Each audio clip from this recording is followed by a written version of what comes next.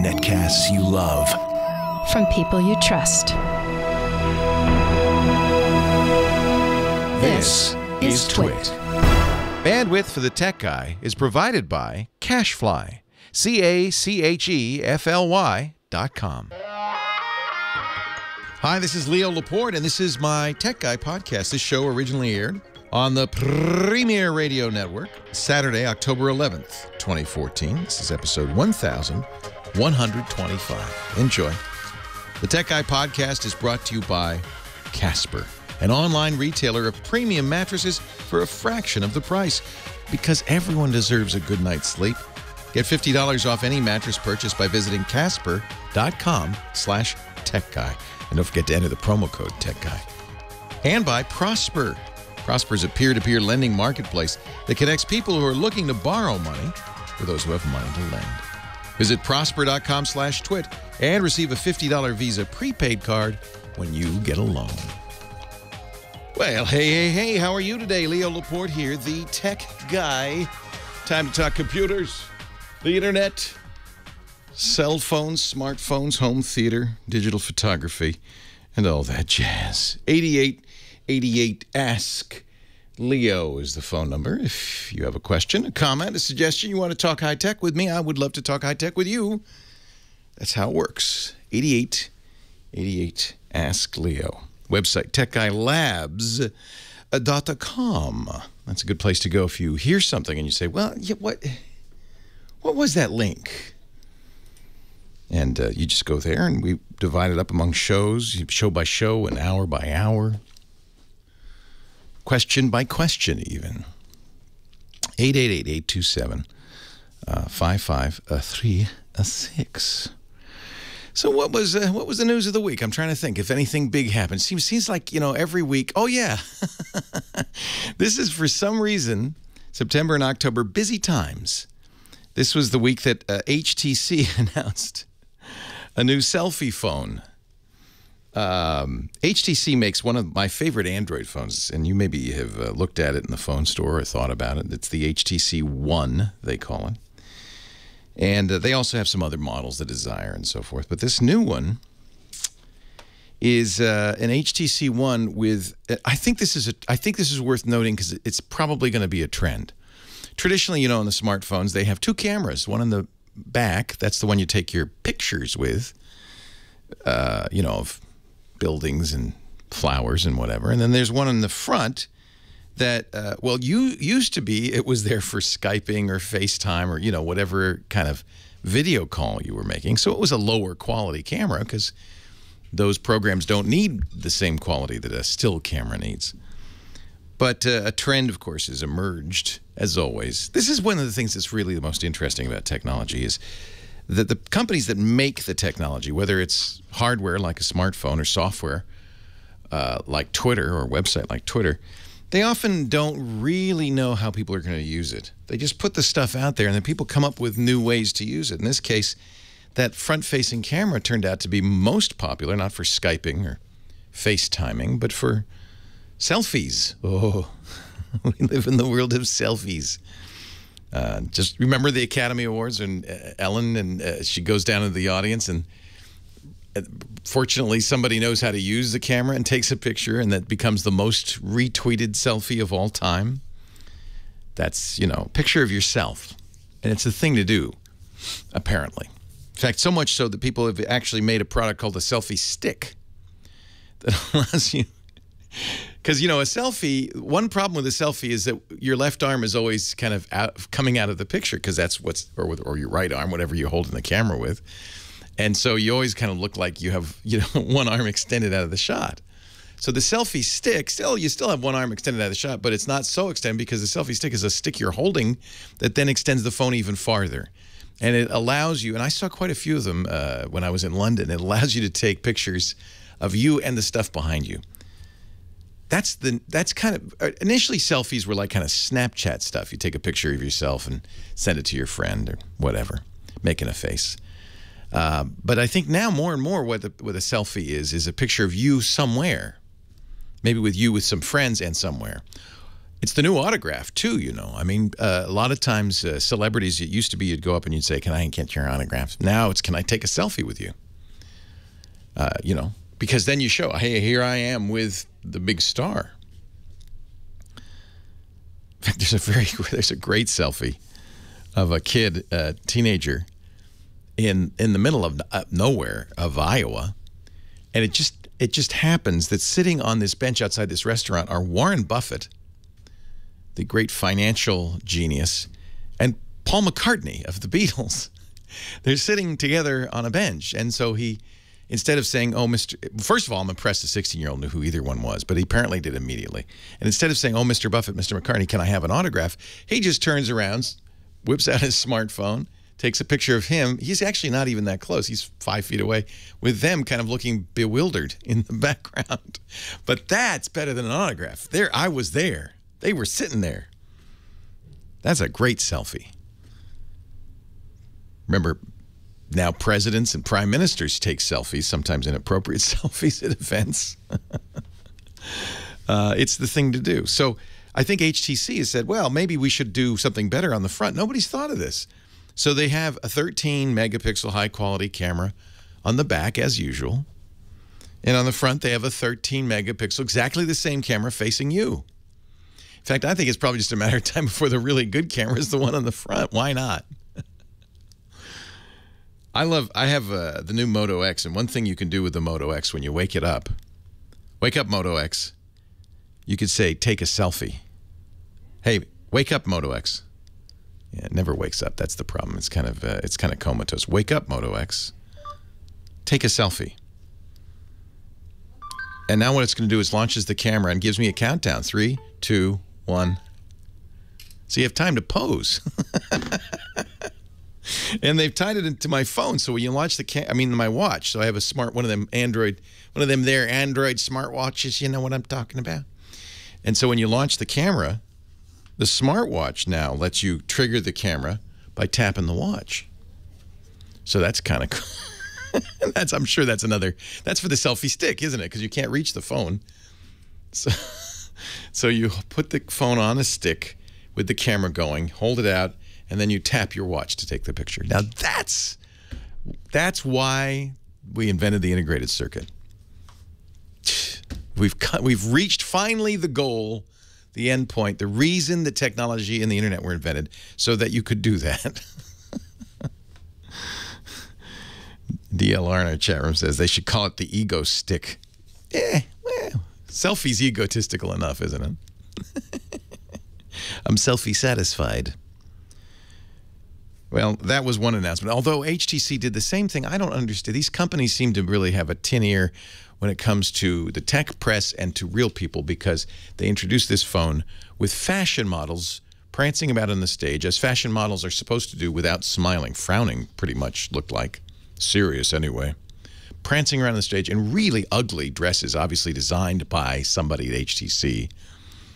There was no color, for one thing. It was like a black and white with a grid, and it was hideous. And it just, I watch this stuff and I think, what are they thinking?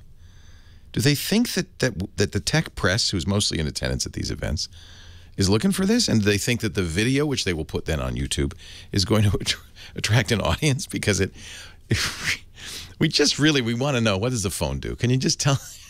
But no, we have to watch literally 5 minutes of models prancing and taking pictures of themselves, and then they tell you what the phone does.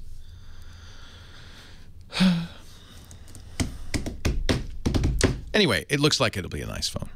I am actually challenged. We are in a very challenging situation. We don't know which phone to get. And then now, Thursday, October 16th, 5 days from now, Apple's going to have a big event where they're going to announce something we don't know. But they say they've gone back to the invitations with a cryptic message that everybody's supposed to spend a lot of time, airtime, print time, publicity, good publicity time, trying to figure out, what does it mean when Apple says on the invitation, it's been way too long? We just got iPads. It's not been too long for that. It's something else. It's been way too long. I think it's a new Apple TV. I think they've finally realized the Apple TV has some potential, not just being for some way to connect your TV to the internet, but I think they're going to turn it into a home automation unit. That's my prediction. We'll watch. I'm never right. Apple baffles me every time. But what does that mean? And of course, it's brilliant because they know, oh, we're going to get so much ink with pundits figuring out what could it be. It's been way too long. It's definitely not a new iPhone because that was, it has not, it's been way too short. 8888 Ask Leo, that's the number. Give us a call.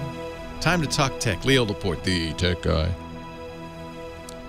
It's been way too long.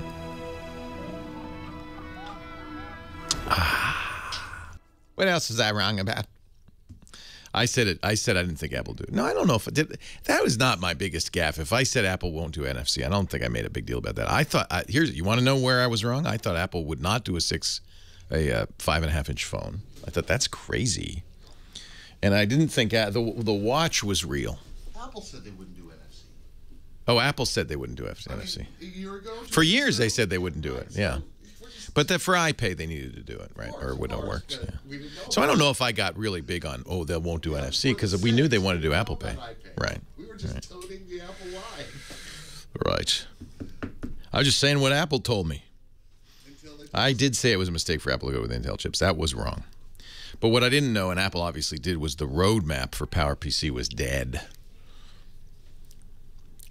You know, I was speaking purely as a programmer. The PowerPC design, particularly its memory design, was cleaner, much cleaner than the x86 architecture.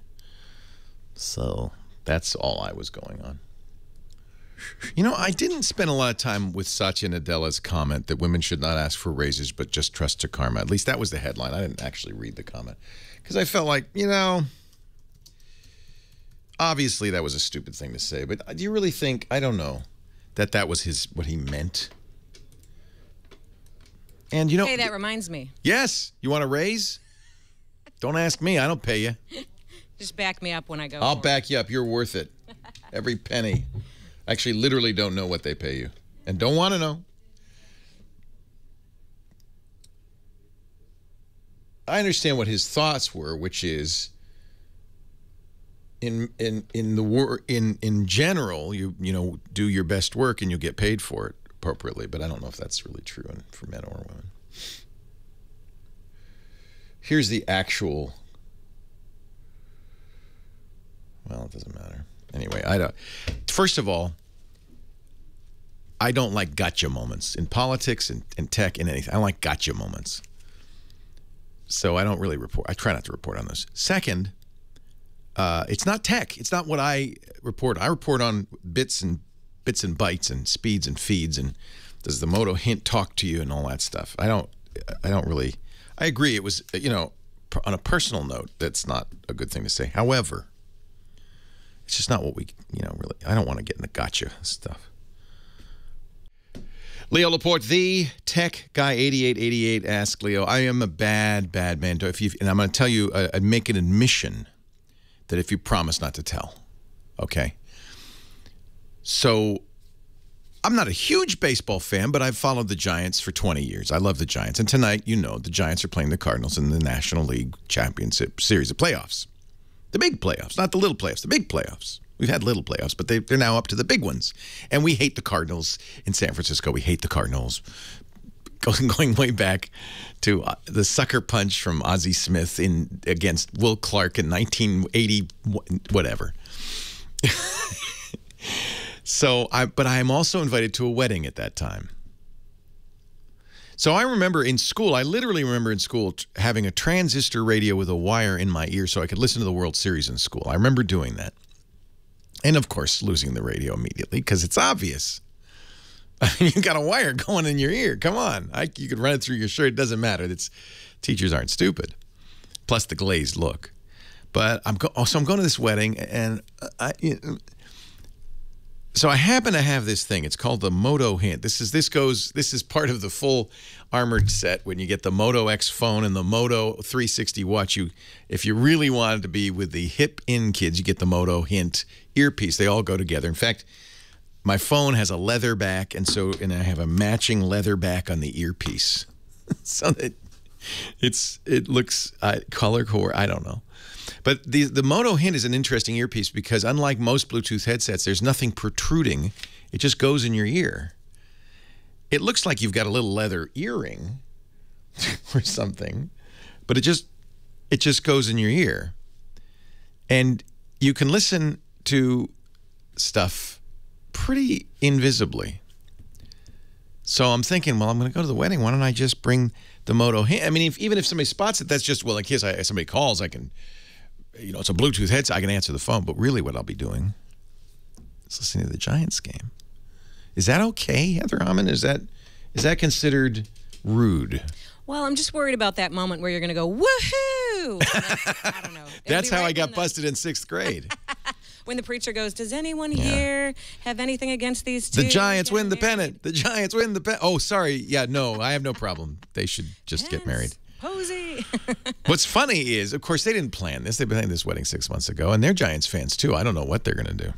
Oh, that's funny. A lot of the guys, I went to a wedding on a Tuesday night last week. How do you plan this stuff? And a lot of the guys stuff? ran out to Yeah, how do you plan this stuff? You don't know. watch a little bit of baseball instead of dance with me. It's all right. Wait, you went to see ABBA? Huh? What? Oh, that's Orleans. Oh, Dancing with You, personally. I thought it was a song called Dance I'm With Me. partying with the band, and people are, I'm like, where are the guys? Where is everybody dancing? All the guys are watching TV. 8888 Ask Leo is the phone number. You'll be calling Heather Hammond, the phone ranger, who is back. Welcome back. Oh, thanks. And I would love to know who I should talk to first, because I see you've been lining up calls. We've got a full board here. Yes. Who do you want me I think Gail is perfect, and we really need to help her out before this happens again. She's calling from Covina. Yes. Hi, Gail. Leo Laporte, the tech guy. Thanks, Heather. Hi. Hey. I have called you several times. I hope I've helped. You have. Oh, good. I love the show. Thank you, Gail. Thank you. But, when I set up many years ago this email with Verizon, we had Verizon DSL, and I set up an account, and, I don't know, I guess wasn't savvy enough about email. Now I am getting, I don't know, honestly, hundreds of email a day. What do you think that you did wrong, because you didn't? But, well, I know in setting it up, yeah. I now know what I did wrong. But What was that? Because I'd like to know. But I need to fix it. There's nothing, everybody gets spam. There's nothing you can do wrong.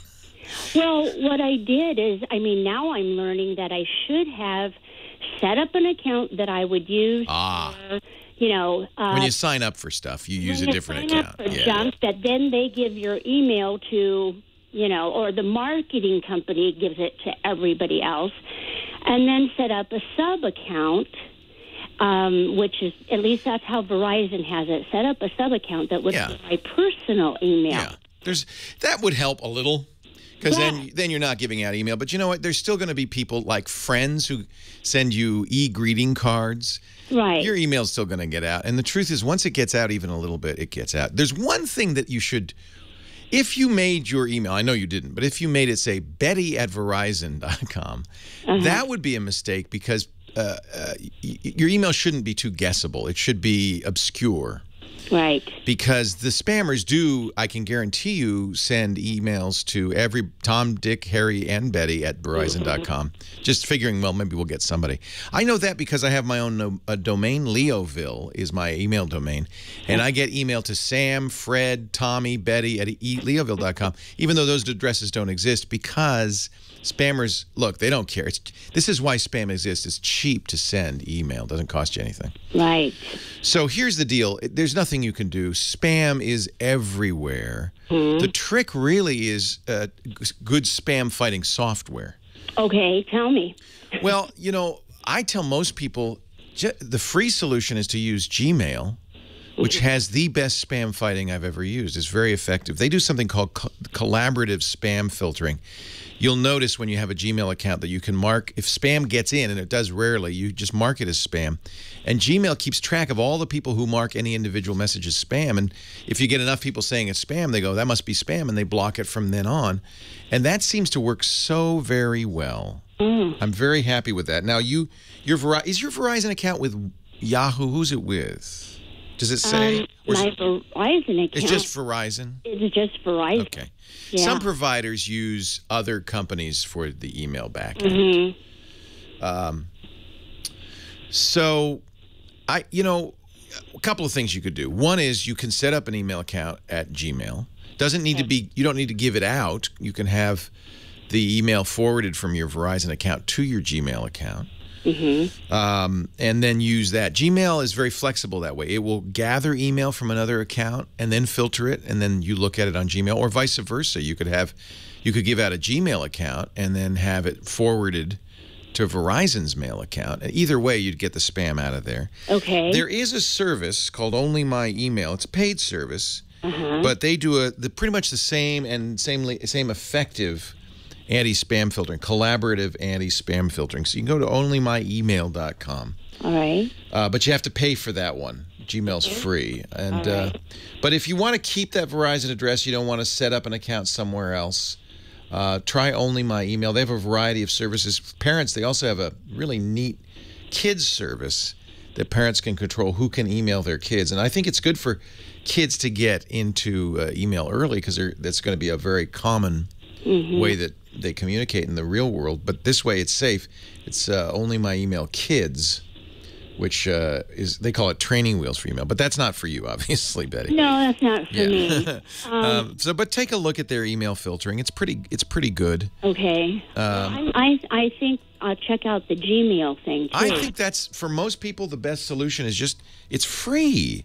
Set up a Gmail account. And you can make anything you want. And I'm telling you, 90%, 99% of email gone. Spam gone. Leo Laporte, the tech guy.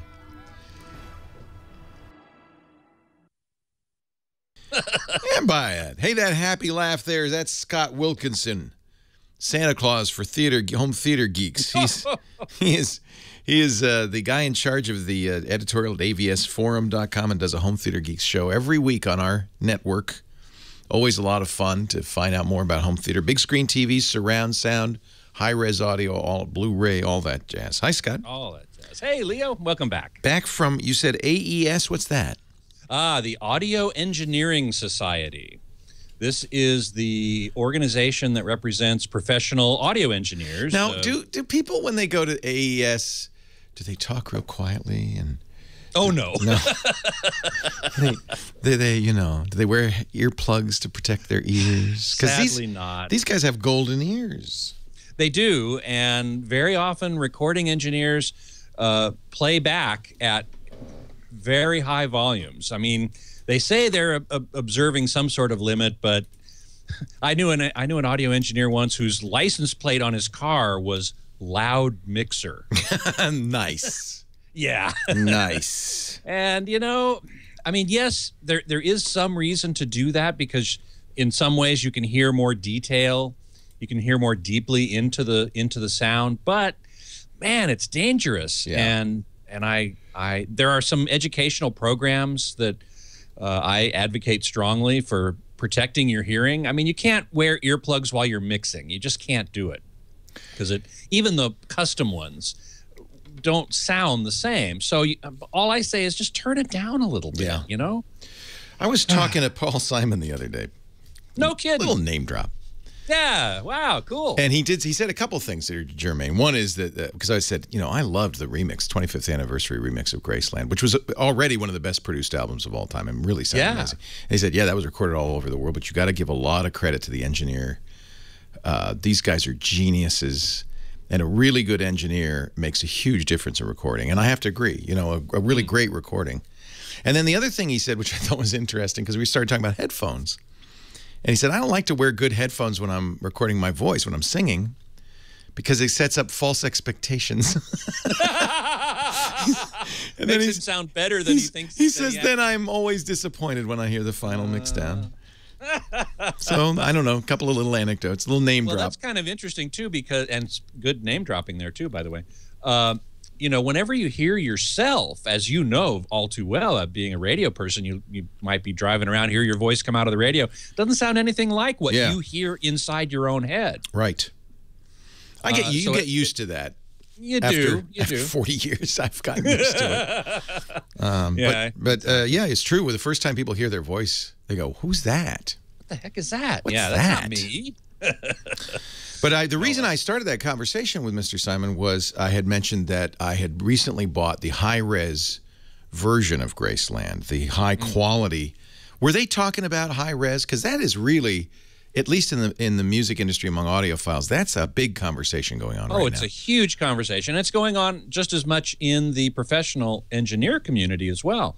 I went to a couple of panels yesterday with some heavyweight engineers who were talking about high-res audio, and they're all working in it now. And many of them said, well, we always tried to strive for the best possible quality we could, and that depended on what the technology was capable of, and we always were pushing the technology. So when CDs first came out, first of all, it was analog, right? And that sounded really great. And then CDs came out, and people weren't real happy with them because of the analog to digital conversion. Those early converters sounded pretty funky, and everybody agrees on that. But nowadays, for what is it, 30, 40 years later, the converters sound great. We now have much higher resolution than we did then. And so they're all using it, as much as they can. One of the most interesting things I heard them say, though, was the real fight here, the real thing that they want to get across is not necessarily the difference between CD quality and what's called high-res audio, typically 24 bits, 96 kilohertz sampling rate, which is higher than CD. The difference between those two things is not that great. What they really want to get across is we now have the capability to distribute to consumers uncompressed audio. Yes. And they played an example of, I'm blanking on what it was. Oh, Neil Young, Heart of Gold. Because Neil Young has been the guy on the forefront of this, right? Exactly so. And he is just adamant about wanting to promote high-res audio. And one of the panelists was an engineer by the name of Bruce Botnick, who's his VP of content acquisition at Pono Music. And he had a Pono player there, and he had a computer, and he said, I want to play you Heart of Gold in 24:192, which is the highest resolution you can buy today. And then I want to play an MP3.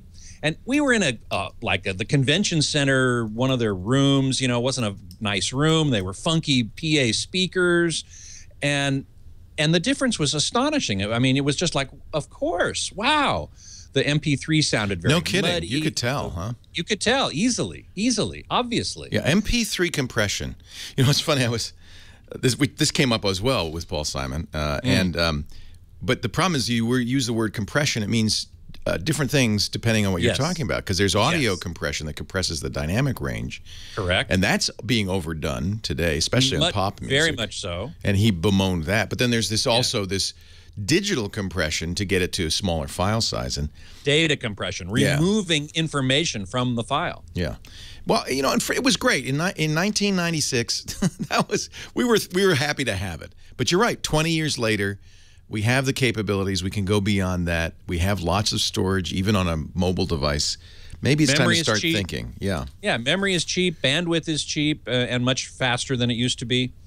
I met a guy there at the show who has a streaming service, a high-res streaming service that'll stream you 2496 or 24192 even, these very high-resolution formats, over the internet, and it uses a scalable compression. So it detects how much bandwidth you actually have at your device. But it's still compressing. It's still doing lossy compressing. Yeah. It is. I saw that service, and I thought, nah. Yeah, I hadn't heard of it before. But audio it's brand new. Audio and video files, I think, will agree that the streaming audio and video is convenient and has real plus thumbs up for convenience. But you have to sacrifice some quality to get it small enough to stream over home broadband. That's right. Yeah. Even today. Yeah. The U.S. lags far behind in the world of per capita bandwidth. If all of us had 100 megabits down or more, then we could have really nice, very high quality. I feel we will, but we don't yet. Some of us do. Some of us have a gigabit, and it drives me. I'm so jealous. All those people with Google gigabit internet. Yeah. Oh, wouldn't that be nice? Wouldn't that be nice? Yeah. But see, nobody's gonna Netflix. Nobody is gonna make content that requires the top 10% of bandwidth. That's true. They're going to figure out, well, what's the median bandwidth, and they're going to aim for that, and they don't want to leave too many people out. That's right. So it's always the slowest people who are going to determine what quality people send out. And But the good news is new ways of doing this allow, as you just mentioned, allow the streaming to change its quality depending on what you've got. So maybe those of us with the fastest internet will get better quality. Hey, Scott Wilkinson, avsforum.com. Thanks for joining us. You bet.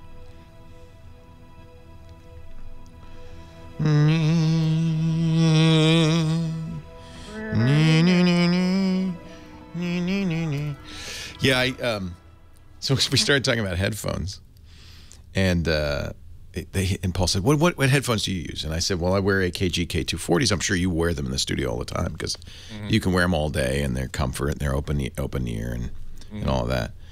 And I said, "But I just got these Hi-Fi Man HE560s. You really are," and they were writing down what is it? So there's and the thing is, we're all older, right? I mean, he's 72, but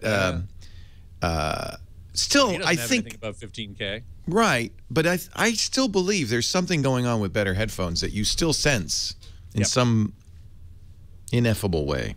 Yeah. No, I agree. Yeah. One of the engineers on one of the panels yesterday was saying the same thing. Said, look, you can't hear 30 kilohertz. Right. Nobody can. Right.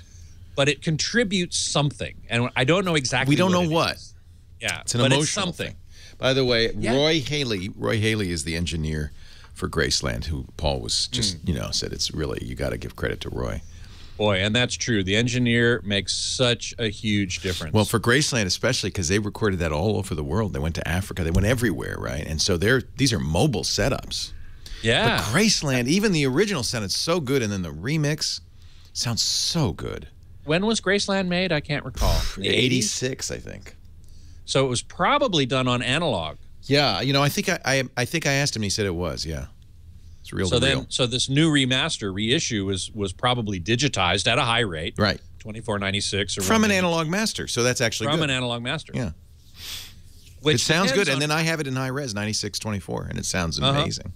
Oh, I bet you it does. On those Hi-Fi Man headphones too. Holy smokes! I could just sit and listen to that album over and over. It's so complex. There's so much going on. It was hard for me not to go.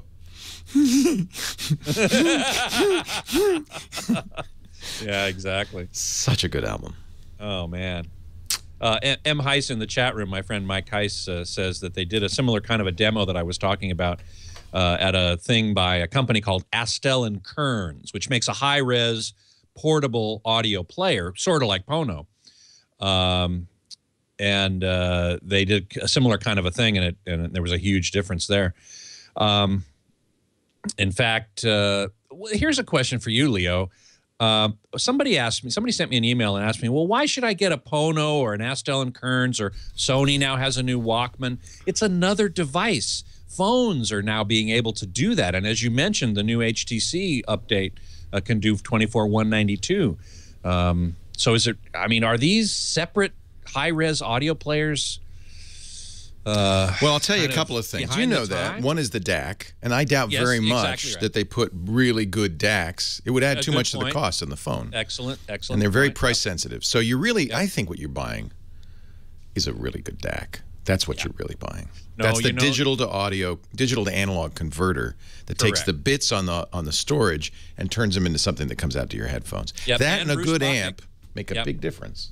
And Bruce Botnick said that exact same thing. He said, look, with the Pono player, we are putting in nothing but the very best electronics.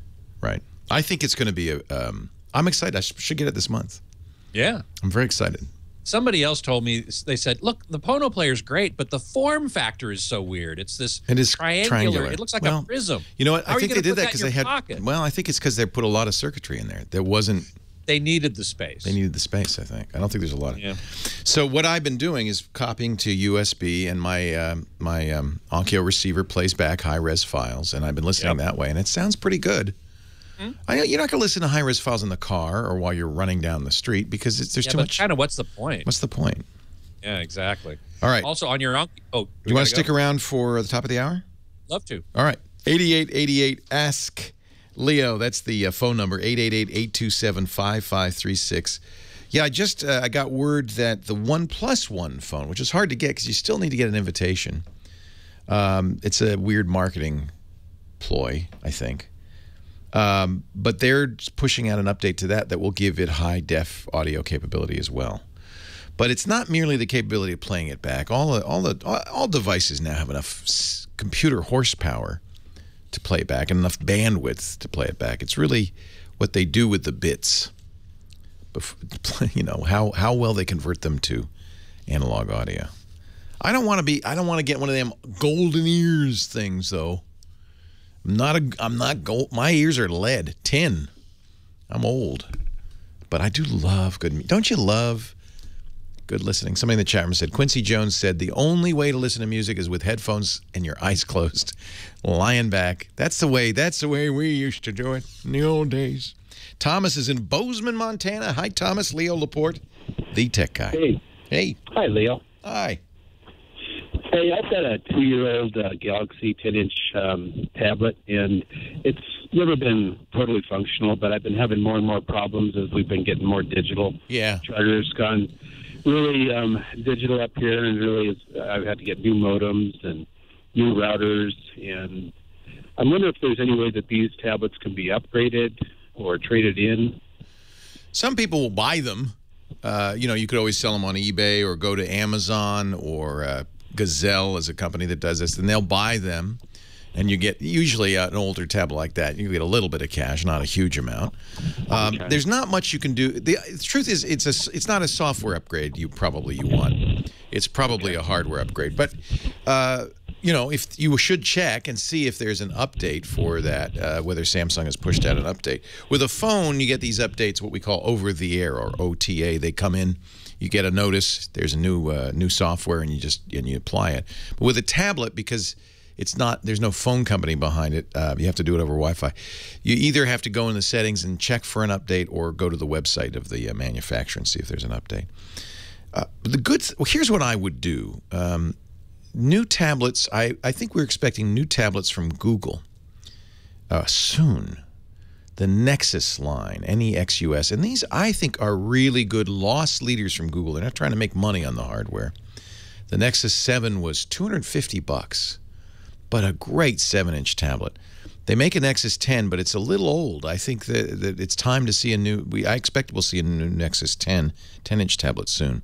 So if it's tablets you like, it might be worth waiting to see what Google does before you run out to the store. Samsung, meanwhile, has something like 43. I think we counted, was it 43 or 48? We counted last weekend. Different tablets. It's a huge number, and it's kind of overwhelming. I think they do make very good tablets, but they modify them pretty heavily. You know, some have styluses, some have touch. You know, all sorts of kind of specialized stylus software and touch software. I'm just not sure if I'm a big fan of Samsung's approach, which is to throw everything against the wall and see what sticks. The problem is, it's hard for you and me as consumers to know what's good and what's just a bad idea. I guess you can read the reviews, but as a reviewer, it's challenging even for me to figure that out. Dustin is on the line from Glendora. How are things in Glendora? Not too bad, Leo. How are you doing today, man? I'm well, Dustin. Thanks for calling. Well, thank you. I just want to say, you know, I've been watching you for years, and you were on ZDTV back in the days, and been a follower for a long time. Do I look any older to you? Pleading the fifth. I was looking at pictures. I was looking at old pictures from ZDTV the other day, and I thought, was I ever really that young? Wow. Wow. Well, you do a good service to you. all of us, and we all say thanks. My pleasure. Quick question, kind of a weird one. I'm a computer consultant, so I just was going to bounce this off you. All right. I'm having a network connectivity problem on my Windows 7 workstation. It's a good machine. I just threw it all together. MSI board, you know, pretty middle of the road, not a real high-end machine. But long story short of it, about 4 or 5 times a day, my network connection in the bottom right corner will show an X, almost as if the cable's disconnected. and it'll come back. You know, 10 it's seconds. so funny that you should say that, because it's the same exact thing was happening to me this morning on a Mac. And I'm just sitting, and all of a sudden it says disconnected. The reason I noticed it, because I was in the chat room, which pretty much tries to maintain a constant connection. Not a high-speed one, but at least constant. And it would disconnect, and then it would reconnect automatically a second or two later. So the signal was dropping out. This is on Comcast. And I don't think it's the computer, honestly. Okay. It could be, of course, but I think it's much more likely either the router or your broadband provider or the broadband provider's modem. Okay. So one thing to do is to reset everything. Literally power it down. Sometimes there's no on-off switch, so I just unplug the darn thing. It doesn't hurt anything, and let it sit for a few seconds and replug it. Start from the wall out as you're replugging, and that way everything will say hello, hello, hello all the way up the chain.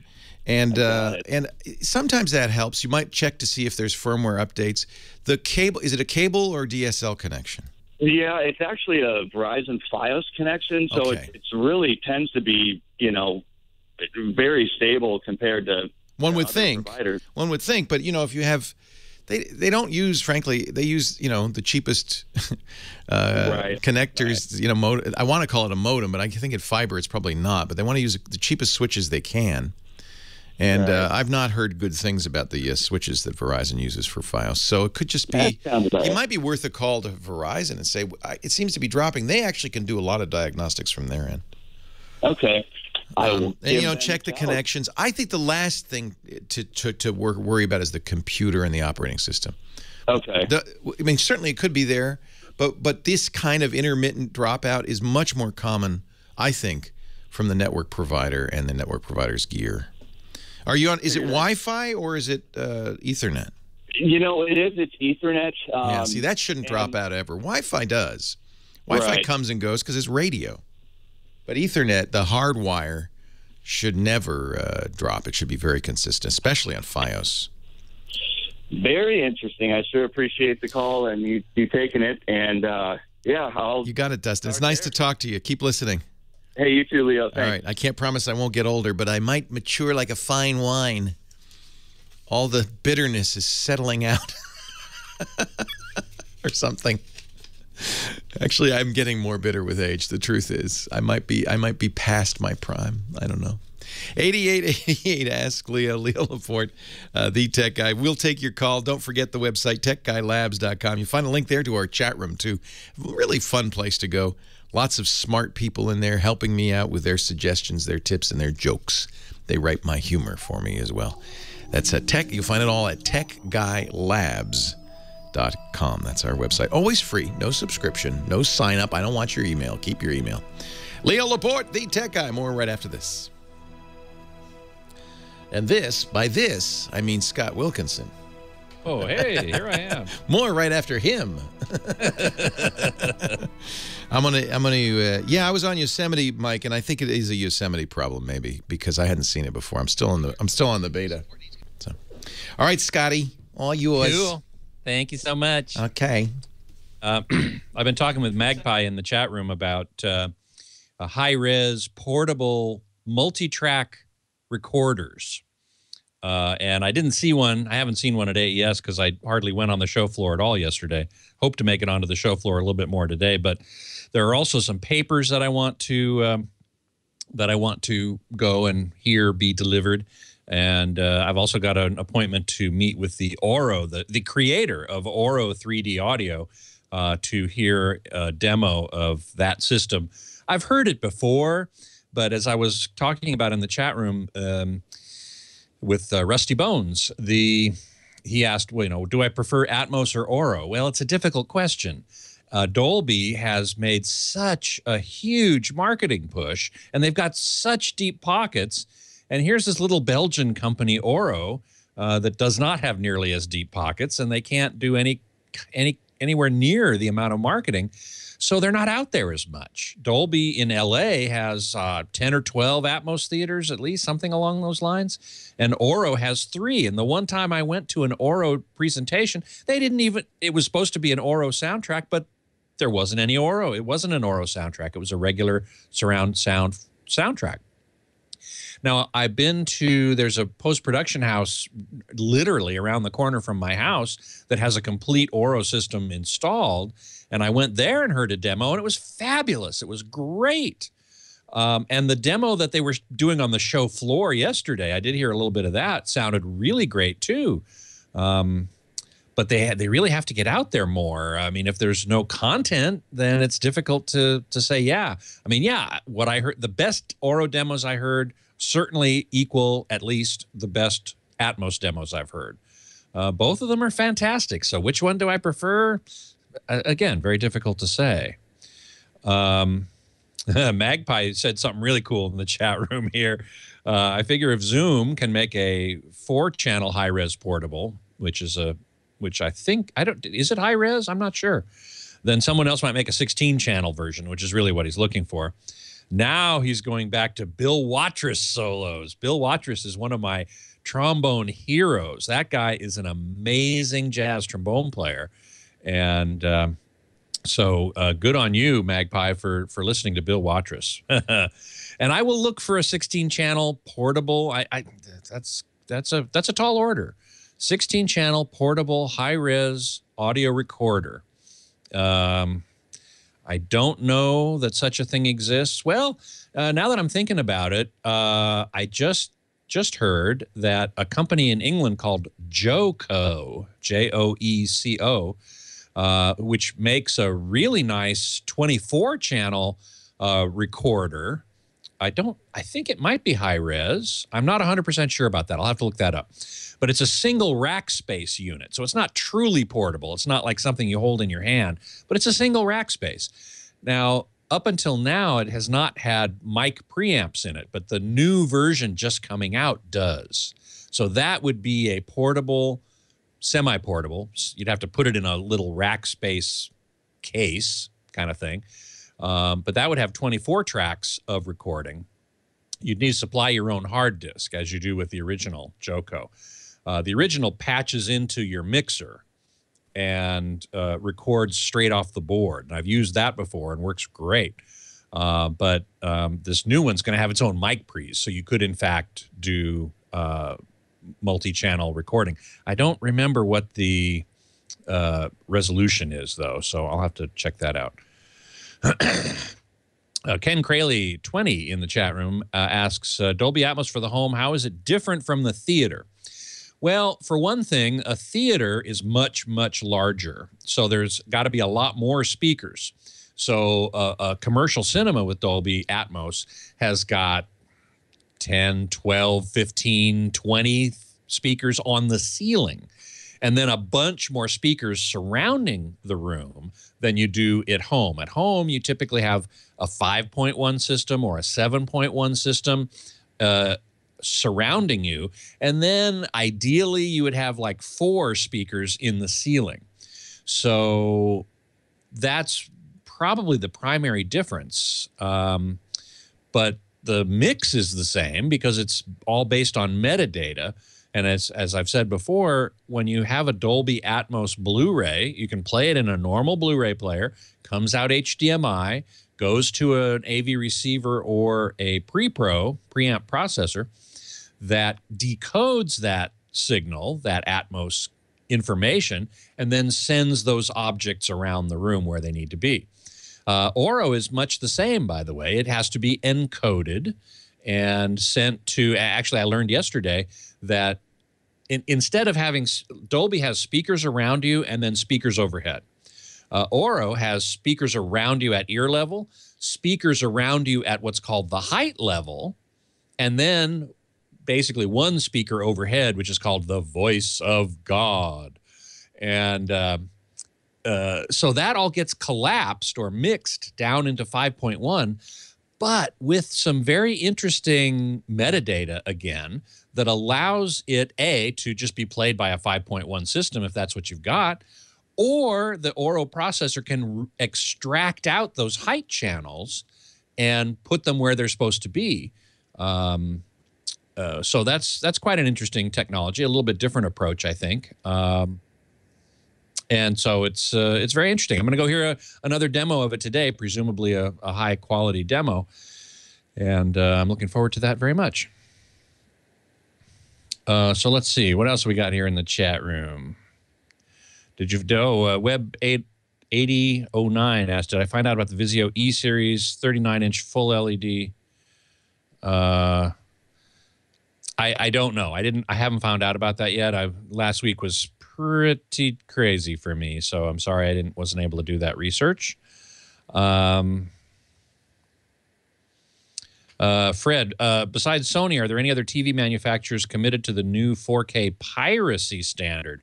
I'm not sure I know what you mean by that. Certainly there is anti-piracy called HDCP 2.2, high definition copy protection 2.2, which the 4K Blu-ray and so on will require that to be in the TV and in the receiver and so on, which is a hardware thing. It can't be put in there by software or firmware. There has to be a chip in there with it. And all the TV manufacturers and AV manufacturers are certainly working on that. Thank you, Scotty. Thank you. Have a good one. Take care. You too. Well, hey, how are you today? Leo Laporte here, the tech guy, talking about computers and the internet and home theater, digital sound, digital photography, all that jazz. 8888 Ask Leo. That's the number, 888-827-5536. Toll free from anywhere in the U.S. or Canada. You can also call us from anywhere in the world if you use Skype.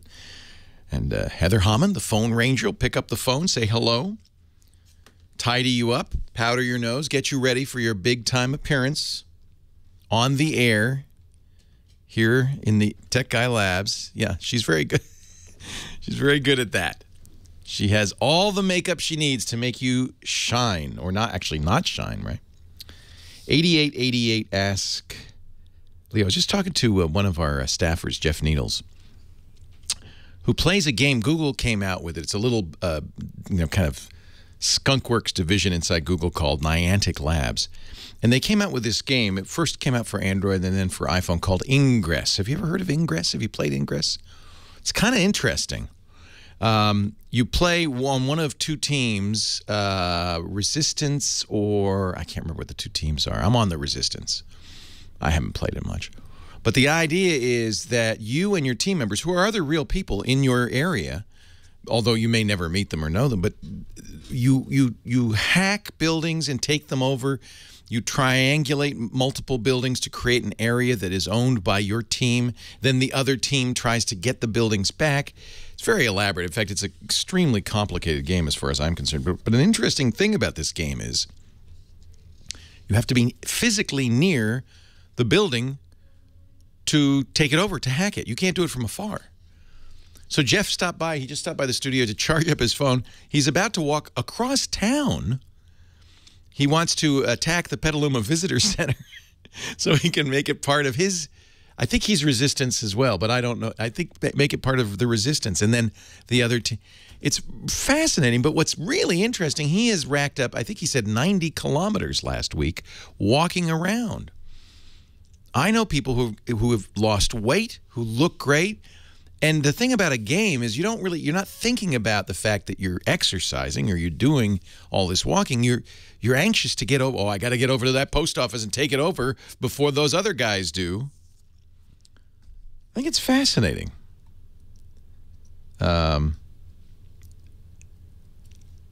It's an interesting. They call it gamification. Is the word they use, and it's in kind of a trendy idea inside technology areas, startups, and so forth. How can we gamify something? People have tried to gamify your email, for instance, make it more fun to empty your inbox. That did not work. I don't care what you do; it's not fun. But little reward points and stuff. That's what Foursquare tried to do. Also a failure. Foursquare was an application they wanted you to check in when you went to the grocery store or the gym or your work, you'd check in, and the person who checked in the most at any place within a period of time would become the mayor, and you get badges and so forth. And it turned out the goal of this company, Foursquare, well, they made a fun program in the check-in program. I think that might have been the goal, but the way they ended up monetizing it, because eventually every business has to pay for itself, was that they collected all the tips. They encourage you to leave tips, ideas, and they collected them all, and basically they've become a virtual guidebook. And they don't do mayorships anymore. They say, well, I got enough of that. Thank you. Thank you for your contribution. Now we're a guidebook.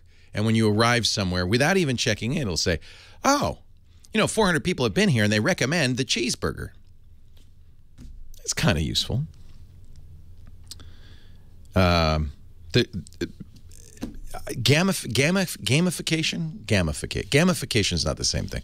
Gamification is all the rage. How can we make a game out of something you have to do? The problem is humans are pretty... I've tried this with my kids. Hey, we'll give you gold stars for doing your chores. Yeah, right, Dad.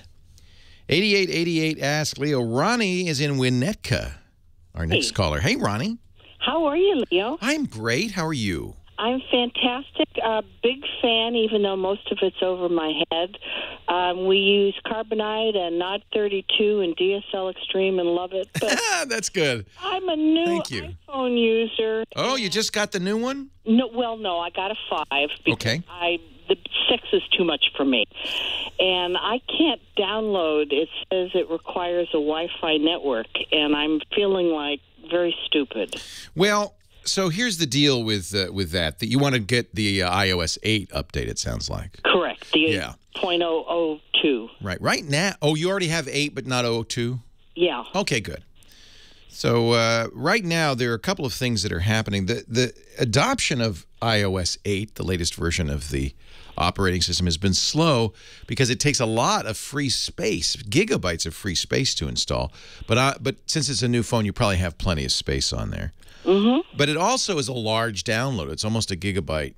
Actually, I don't know how big 0.2 is, but these downloads are so big that Apple is afraid that people will yell at them if they allow it to happen over the cell phone network. Oh. Because A, it might cost you extra money by cell phone overages, and B, the cell phone company themselves may say, Apple, half our users are on iPhones. We don't want you using all that bandwidth. So, do you have Wi-Fi at home? I honestly don't know. I know we have. Well, do you have a computer at home and get on the internet there? Yes, we do. Okay. So, you must have somebody who's in charge of your tech. Yeah, my husband, who's not here. Say, hey, hubby, do we have Wi-Fi? And if you do, then you go into the iPhone settings and you select Wi-Fi. You select the Wi-Fi base station in your house. Hubby will know the name of that. If there's a password, I hope he knows that as well. And then you'll be on your Wi-Fi. If you don't have Wi-Fi, if you only have a wired network, and that's not unusual, you can go to a coffee shop. McDonald's, if you buy a Big Mac, will give you free Wi-Fi. Your library. There's tends to be wireless internet in a lot of places around town. But there's no way to do it hardwired? Oh, yeah. Yeah. What am I thinking? So have you ever connected your iPhone up to iTunes on a computer? Yeah. Okay. So that's another way to do it. I'm sorry, I blanked that out. That's probably the easiest way to do it. Is to go home, hook up your iPhone to whatever computer if you've hooked that one up to a computer before, try to use the same one. Yes. It will then back up your iPhone, which is nice. And if you go into the iTunes settings, if you click your iPhone in iTunes, you'll see it will even say, hey, you're not up to date. Do you want me to update? And it will download the file and apply it to your phone. That's definitely the easiest way to do it. So connect via USB cable. Mm-hmm. To your computer, preferably the one you can do it on other ones, but it's best to do it on the one you installed it with, activate it with, and just do that. Yeah, what am I thinking? Doesn't have to be Wi-Fi. It has to be. What they're really saying is if you want to do it wirelessly, it has to be Wi-Fi. But if you don't mind hooking it up, much better to do it over your iTunes. And is there a way to kind of get it started? Because when I go to iTunes, it dumps me into like I'm lost land. Yeah. So there is, one of the things they're doing with iTunes, which I really don't like, is they have kind of hidden the sidebar, which is what you really need to see. All you see normally is your collection of music, and that's actually not what you want. So you need to go to the View menu in iTunes and show the sidebar. Okay. Once you see the sidebar, you'll see a list of things like your music and your TV shows and movies. But as you go down, you'll see a devices entry, and once you hook up your iPhone to it, it'll say, here's Ronnie's iPhone. Okay. Then click on that, and it will say, oh, check for update. And it'll say, oh, you're not up to date, and you can easily apply it from there. Leo Laporte, the tech guy. Yeah, this is going to be a cause for concern because in the next iTunes, it's not on by default. Actually, it might even be in this one in 11. In 12 on Yosemite, you have to work to see the sidebar. I think in 11 it turns it on for you if you put an iPhone in there. Leo Laporte, the tech guy. 8888 Ask Leo. 888-827-5536. Toll free anywhere in the U.S. and Canada. Tara is on the line in Venice, California. Hi, Tara. Thanks for taking my call. Thank you for calling. Thanks to you, I have a Roku 3, and I just love it. Well, thank you. I'm glad you like it. Sometimes I make recommendations, and I worry that people will get it home and say, what was Leo talking about? But I'm glad you like it. That's good. Okay, here's my situation is that I'm looking at a computer. I have a booster, 2 speakers, a monitor, a keyboard, and a mouse. Okay. And I don't need all that stuff. I'm like your mother. Should I? You should get an iPad is what you should do. That's what Mom likes.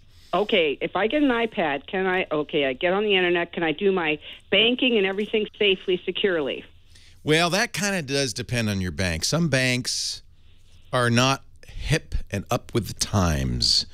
And so they don't. I actually do all my banking on a phone, a smartphone. But Bank of America and USAA, the 2 banks I deal with, both work securely on the smartphone. And it's really great when my kids call me and say, Dad, I'm out of money. I can actually transfer money into their bank accounts by my phone. So if your bank is up to date, absolutely. See, I have Bank of America, but pretty soon I'm going to be getting Medicare and stuff next year. So I'm going to have to go on the Social Security websites and do all that. Yeah, the government may not be up to date. I can't make any promise. Yeah, pretty much you can. So you're getting a browser on an iPad. Now, let me give you a couple options. I'm so glad that you have come to the conclusion that this is more than I need. It's too complicated. It's very complicated. I have so many plugs in the back of my TV, I don't know what they're for. Right, and I think a lot of people just do the default. They say, well, everybody's using the computer, so I'm going to get a computer, and it's really not necessarily anything they need. They're getting more power, with power comes complexity than they need. So a tablet is a very good choice for, I would say, probably 90% of people who use computers. But also equivalently good and easy to use is something called a Chromebook. Google makes these more like laptops. Okay. And you can either use if you have Wi-Fi, you can use wireless networking, or if you don't, you can buy them with internet access through the cell phone company, Verizon, Sprint, AT&T, T-Mobile, that kind of thing. Yeah, I have Time Warner for everything now. Okay, so you have a cable modem, so you probably have Wi-Fi, right? Yes, I have Wi-Fi. Yeah. So if you want to keep your Wi-Fi, then all you need to do is get a Wi-Fi-enabled Chromebook. They're very inexpensive. That's like a laptop, but you carry it around. It has a full keyboard, but it's much simpler because it's essentially just a browser.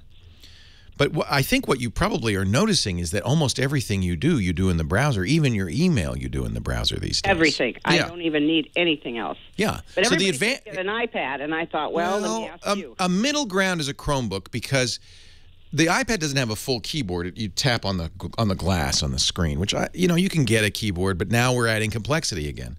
The Chromebook is basically a browser in a laptop. It's much more secure. You cannot get infected if you somehow, and I don't know how, but if you somehow manage to screw it up, it's got a setting called Power Wash that you start over, which is nice. Okay.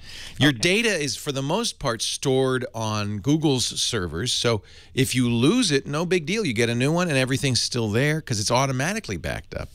Okay. So there's a lot of advantages, and it's kind of midway. It really is a computer, but it's an inexpensive computer. It's midway between that big thing you've got. Now, you say you have speakers hooked up. Do you Are you listening to music on it, or I mean, are you using? Not really. No. No, I just want to go to a browser, and I don't need to take these things with me. I leave them at home because I don't want to drag stuff around. Yeah, I don't blame you. Yeah, so I want to get something where I'm at home, but it's secure if I go to the bank. It's totally secure. The Chromebook is very good for banking.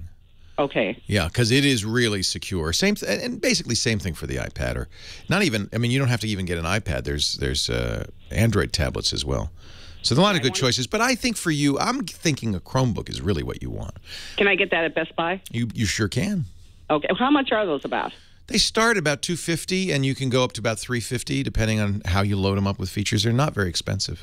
And what size would you get? What size is your? Well, this is a drawback. Now, my mom has a regular 10-inch iPad, a normal iPad, and that's about the size of the Chromebook. So screens aren't super big. The biggest screens they have now are 13 inches on the Chromebook, which is enough. It may not be as big as your screen on your desktop right now. No, my screen on my desktop's not that big. Oh, okay. To be honest. So. Oh, all right. So. But a Chromebook, okay. I would look at if they have the Acer or the HP. Those are excellent Chromebooks. Okay, I'll remember. They're not expensive, less than an iPad. Great. Okay, because I'm going to go look for it this week and just start saying, I got to get out of this mess I have behind my TV. You'll be amazed. It's so simple. Yeah. Now, how about printers with these things? Can you ever print anything out? You sure can. Yeah. So Apple has a technology called AirPrint, and you buy a printer that is AirPrint capable. You'll just print over the Wi-Fi. Google has a technology called Google Cloud Print. Same idea. It prints over the internet to your printer, and you don't even have to be at home, actually. You could print over the internet to your printer from anywhere. So just if you get a Chromebook, make sure that you have a Cloud Print enabled computer. If you get an iPad, get an AirPrint enabled. I'm sorry, printer, not computer. AirPrint enabled printer. Okay, great. Okay, well, I want to hear this segment later so I can remember everything. But we put it all on the internet at techguylabs.com. About an hour or two after the show, you'll be able to go back and say, oh, there's my call. Okay, great. Thank you so much for taking it. Thanks, and thank Heather as well. I sure will. Thank you, Heather. Thank you, Tara. It's nice. I've kind of become an advocate for simplicity in computing. You know, for a long time, I was the computer guy, right? I started doing this show in 1992. Or 91, and at the time the big debate was Windows or Mac, but you were gonna get a computer with all the cost and complexity that entails. In fact, the computer you wanted was usually about $2,500, and if you were really cheap, you might be able to get one for like $1,800. But now, for a few $100s, you can get something that is faster, more functional. Thanks to the internet, more functional, and it costs you, what is that, 1/9 of the price, 1/10 of the price. It's so much less expensive. So I think that we've come a long way in that regard. And I no longer need to say to people, you got to get a computer. You don't. If you want to be a PC gamer, if you want to play League of Legends, you need a computer. If you want to be a computer programmer, you need a computer. If you want to edit video or audio, you probably need a computer. Although a lot of those things can even be done on a Chromebook. If you don't know you need it, you probably shouldn't get it. It's no longer the default. I guess that's the real message. Times have changed. Thank goodness we've gotten better at it. But we still oversell people because there's more money to be made, right? So if you go to Best Buy, they're going to try to sell you, in many cases, try to sell you a computer. The real truth is nowadays, the smartphone is for many people all you need. It's one of the reasons for the rise of the big screen smartphone. The 5 inches and above smartphones is because if this is your primary computer, you want a little bit more screen real estate. You want to be able to see more on the screen. I wouldn't write a novel on your smartphone, but banking, sure. Email, no problem. 8888 Ask Leo. That's the number. 888-827-5536. More of your calls coming up. I'm Leo Laporte, the tech guy. So, so USAA. Actually, USAA, which is cool on the iPhone, supports Touch ID. I want to talk to you about my mattress. You might say, well, that's an odd thing, Leo, to talk about your mattress. But when you got a mattress this great, it's hard not to talk about it. I'm talking about Casper, CASPER.com.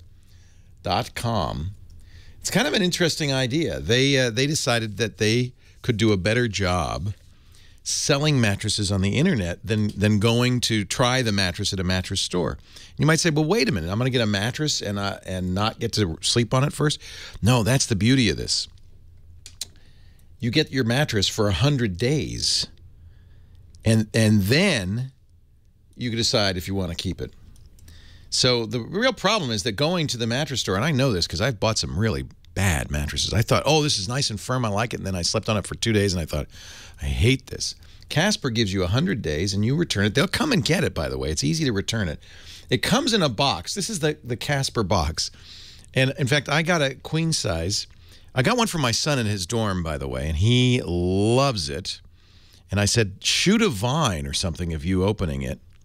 But he never did, unfortunately.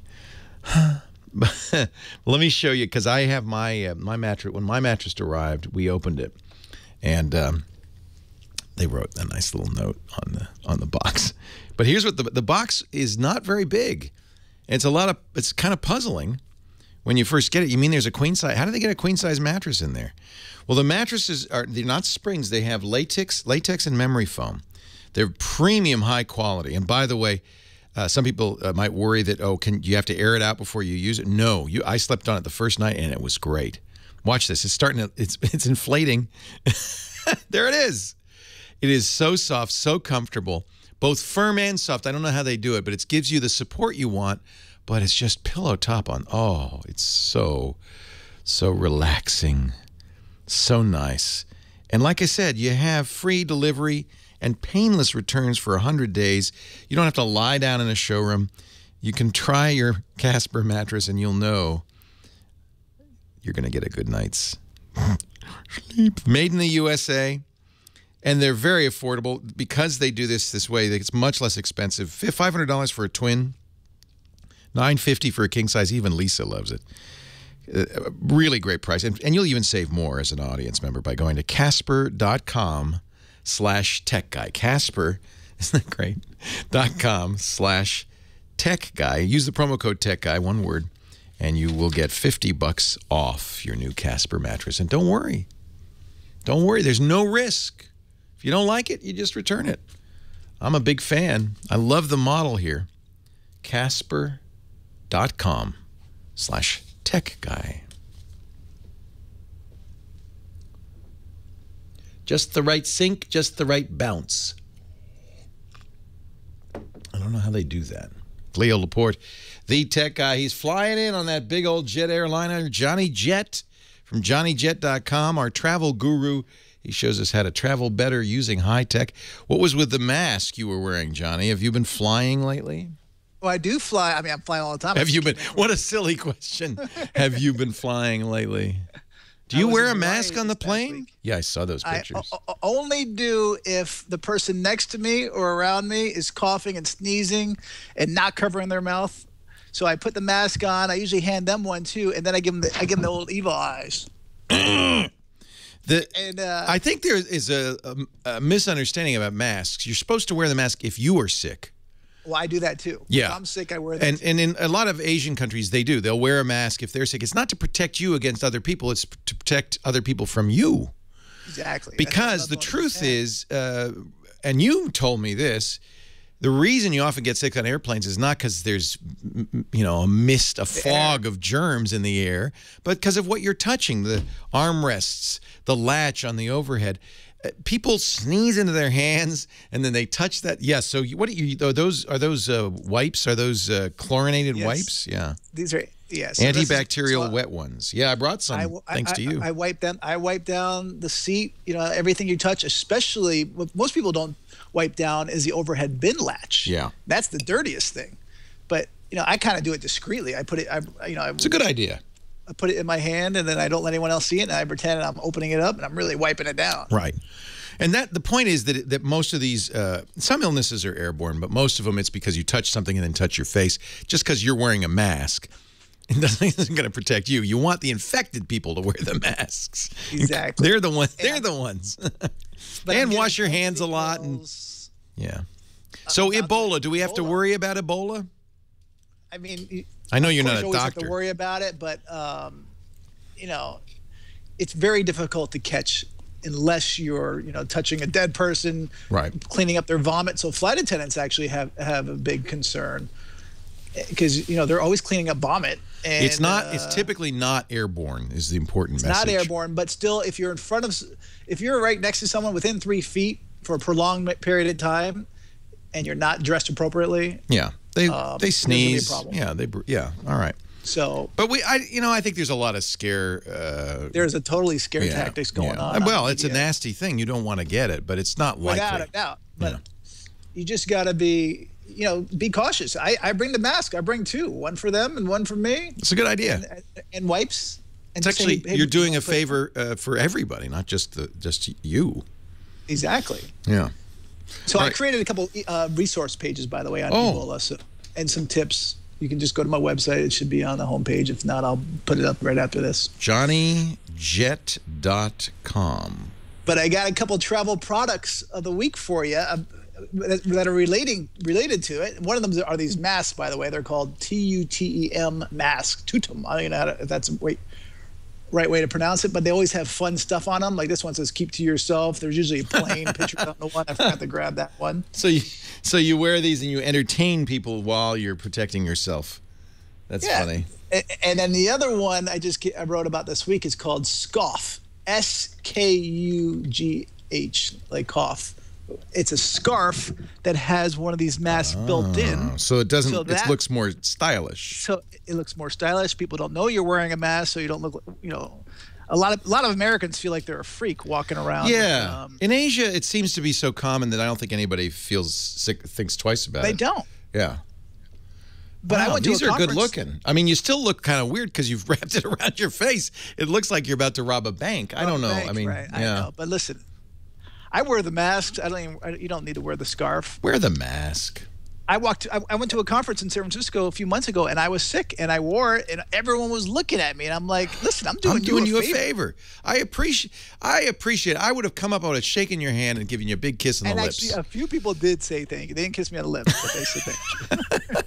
No, I think that's really because that's thoughtful. When I see somebody wearing a mask, that's thoughtful. Although, don't get overconfident. It's not going to protect you 100%. Exactly. Yeah. Still should wash your hands. Right. Stay away from the sick people. Yeah, stay away from the sick people. And I don't know if it's just, you know, all the media hype, but, you know, walking through the airport yesterday, I just flew into Toronto. I could notice sick people so much easier and quicker than I have in the past. Aren't they considering taking people's temperature as you fly into the United States now? Is that something? Well, they are now. They just started that today at JFK in New York. So when you're flying in, they're taking temperatures. How do they do that? I'm sure it's the same way they did it in Hong Kong. Well, I'm sure, or now it's all mounted, so you're walking through, and then you don't even know they're doing it. You don't even know it. Although I have not seen it yet, but that's what my guess is. I remember in China when Henry and I went to China a few years ago, we couldn't get off the plane until somebody, and they were suited up with, you know, they were wearing masks and all that stuff. They actually went through the cabin and pointed infrared thermometers. He didn't touch you. In fact, they could do it from quite a distance at each passenger before they let them off the plane. That must have been right after the scare. And then it was SARS. It was SARS. Everybody was worried about SARS at the time. But then they got a little bit more high tech and mounted. Yeah, I like that. They just mount it and they can check you. Yep. Apparently, Boston Logan Airport's doing that as well. Speaking of some high tech, while you were in London, did you notice they just released some their new future tube cars or carriages? No. Did you see that? No. Well, they're not gonna come out to 2020. Oh, okay. 2022. How are they different? But these are pretty sweet. Actually, I just tweeted it. So if you, I you love the tube. Photos. I love the tube in London, the subway. I do too, but you know we don't live there, so the locals do not because it's really tight, and there's a lot of single doors. So now it's going to be double doors all over the place. They're going to have Wi-Fi on board. They're going to have dynamic digital screens for advertising and for updated, you know, tube statuses. And they're it features what's the big thing? They're driverless tube trains. That always makes me nervous when I go to Las Vegas. The monorail has no driver. Exactly. I guess you don't need a driver. It's all just a track. Well, the cars are going to be like that. Cars are going to be like that too. Yeah. One thing I did note, and a little tip, I had purchased ahead of time something called the London Pass, which had free, it was like a card for a week's worth of bus, tube, and train travel, and then free admission to a variety of attractions. Probably wouldn't recommend it because now they've gone from, this was a magnetic strip, and it stopped working instantly. So every time we used the tube or the bus, we had to show somebody the card and get somebody to let us in. Now they use an Oyster card, which is a tap and pay RFID system, and it works much better. And you could just, the first time you go in the tube station, you just buy one, and you're done. So I should have done that in hindsight. It's great, though. You get around. It's so easy to get around London. Exactly. Yeah. But most of the museums in London are free, so that's well, that's the other reason. You know, it saves you a little money in a few attractions, but it was a little overpriced. And did you like the London Eye? Loved the London Eye, which is, speaking of overpriced, it's like $30, but £30, I think, isn't it? Yeah, it's expensive, but you get pounds are more than dollars. So then you get wait till you get your bill. It's like $1.60 a pound. You get to it never stops. By the way, it's a giant Ferris wheel, but it's moving so slowly that you just kind of walk on, and then it takes half an hour to go all the way around. You're in a big car. It's not just 4 people in a swingy little thing. It's a rigid car that holds 30 people, and you get the most, if it's a nice day, most beautiful view. We did have a nice day, and I loved the London Eye. I'm glad to hear it. Yeah, so I got a quick website and an app for you. It's called MileCalc, CALC.com. It's so basic, but right now everyone's gearing up for mileage runs. It's the end of the year. They're trying to keep their status to get double miles. MileCalc. Out of time. Johnny, save the website. Right. Leo Laporte, the tech guy. MileCalc. It tells you. Is this it? The ultimate mileage calculator for frequent flyers. Oh, it's Android. Excellent. Or you could do it on the web. Neato. Leo Laporte, the tech guy, 8888. Ask Leo. Bob's on the line from Ocala, Florida. Hi, Bob. Leo Laporte. Hey, Leo. Good to talk to you. Thanks for calling. It's good to talk to you. What can I do for you? Boy, I'll tell you, I used to watch you guys on the Screensavers, Patrick, Sarah, Kevin, you. Been a long time. Those were the days, my friend. Yeah, I thought you'd probably be using a walker or one of those scooters right now, but you look like you're doing okay. It was only 10 years ago. Although the scooter does sound like a good idea. I think once you go down that road, though, you know. I've got a desktop computer, Yeah. and I've got a couple of external hard drives, which I've had for a while, and I know one of them used to work fine with my computer, and I thought I'd go ahead, hook them back up, and just use them for a little bit of extra storage. Yeah. And for some reason, when I go into Windows Explorer, it's not seeing them. They're not there. So I went into my device manager, and they are showing up under the device manager, but like I say, I can't access them. Their lights are flashing okay. One of them is strictly USB, and the other one I have is My Book by Western Digital, which is a plug-in, and you can use either USB or FireWire. So, but like I say, they're both showing up in device manager, but I can't access them. Normally what that means is they're there, they're physically present, but they're not formatted properly. Is it possible they got unformatted? And you're saying they used to work on a Windows machine? Yeah, I don't think I'm, like I said, I'm running Virgin or Windows 7 with Service Pack 1 right now. See, Windows is designed to read every prior format. It is, it would be possible to format a drive in Windows with NTFS that, say, Windows 95 couldn't read, but Windows 7 should be able to read every prior format. I don't know what happened to the drives, but they just need to be partitioned and formatted. You can do it in Drive. The next step would be look at them in Drive Manager and see what you see. Drive Manager will tell you if it's formatted and visible. In that case, you might need to just merely mount it. I don't know why it wouldn't mount automatically, but it could be. So do you know how to get to Drive Manager in Windows? I am not sure on that, but I'm sure I could find it. There are a couple of ways you can do it. You can do it in probably the easiest way to launch it. Windows 7 would be to right-click on the computer in your Explorer and select Properties, and then I think in the Properties there'll be a Drive Manager tab. And then if you don't care about losing the data and they still don't pop up, then I just format them. Isn't that right? Start menu, type disk management. Oh, that's the easiest way to do it. Start menu and then just type DISK space management. Okay. And that'll do it too. And All what it'll do is it'll pop up the management console. One of the plugins is for storage, and you see it'll show you if it's already seeing the drive, so it will pop up there, but it'll show you why it can't read it. Is it unformatted? Is it not partitioned? Is it not mounted? It'll show you what's wrong. It's in manage in the computer management. All right. I appreciate it. Brett in Des Moines, Iowa. Hi, Brett. Leo, hey man, it's long-time listener. Great to finally talk to you. Well, thank you for calling. What can I do for you? Yeah, so hopefully this isn't too much of an oddball question, but I guess I'm kind of old school in that I'm not 100% comfortable with a lot of cloud stuff.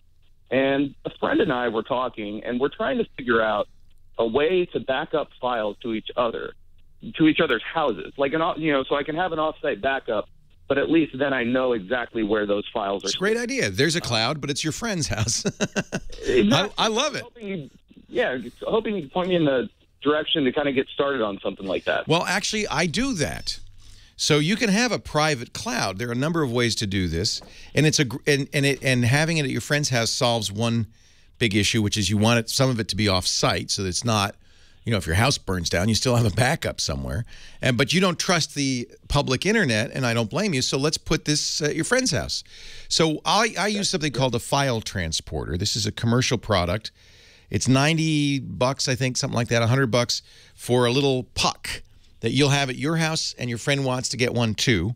And then you attach any USB drive to it. So you can have 3 terabytes of storage, 8 now, if you get the new Hitachi, 8 terabytes. So you hook up that hard drive, and then you put the software on your computer, and you say which folders you want to back up. It'll, if you wish, by default, do documents, my music, my pictures, the most common ones, but you can pick other ones as well. It'll start backing up your stuff to your local file transporter. But then you can also say, and by the way, my buddies, let's synchronize between each other, and so your stuff will get backed up to his. Similarly, his will get backed up to yours. So you both get the benefit. So, Perfect.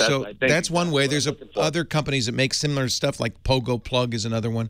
The idea being that you have essentially a secure, and this is important, internet-connected hard drive. You're still on the internet, right? You're using the internet to get your data to your friend, but it uses secure HTTP, to get SSL to get back and forth. And I think it is even encrypted on the hard drive locally, so it's even more safe. Thanks a ton. I appreciate it. Yeah, I've been using the file transporters, and I love it because this is for the stuff that's most private, that I want anybody to see, my nude pictures. And and I have one here and one at home, one in my office and one at home. They keep synchronized, and they also keep synchronized to my various computers. They also have they have apps for mobile devices, so it backs up my photos as well. As I take pictures on my smartphone, it will back up to my transporter, but you can also see anything that's on your transporter. So essentially that makes all of the data on my computer available to my smartphone through the transporter. It's a really clever solution. I think it works quite well. When it first came out, I wasn't crazy about it. The software is a little obscure. It's still a little abstruse. It's still like you have to spend some time reading the manual and understanding what a shared folder is versus a library, stuff like that. But it's much better than it was, and it generally just works as you want it to out of the box. So there you go. Thank you for the call. I appreciate it. Our phone number is 8888-ASK-LEO. Another hour to go of the Tech Guy Show on most of these same stations. You can also visit our website, techguylabs.com. That's where you'll find everything I talk about, links to the transporter and so forth. TechGuyLabs.com. We have our product of the week there, our tip of the week, and each and every show broken down by hour and even by question. So you can go to the day of the show, the hour of the show, the question of the show. A couple of hours after the show ends, we put audio and video up, YouTube video, and if you click a question, it jumps right to that portion. So you can read the question, read my answer, listen to the question, watch my answer, and most importantly, I hope you'll do this, add your comments. So if you think there's a better way, please leave that in the show notes. TechGuyLabs.com. Free, no subscription. We always want you to stop by. Leo Laporte, the Tech Guy.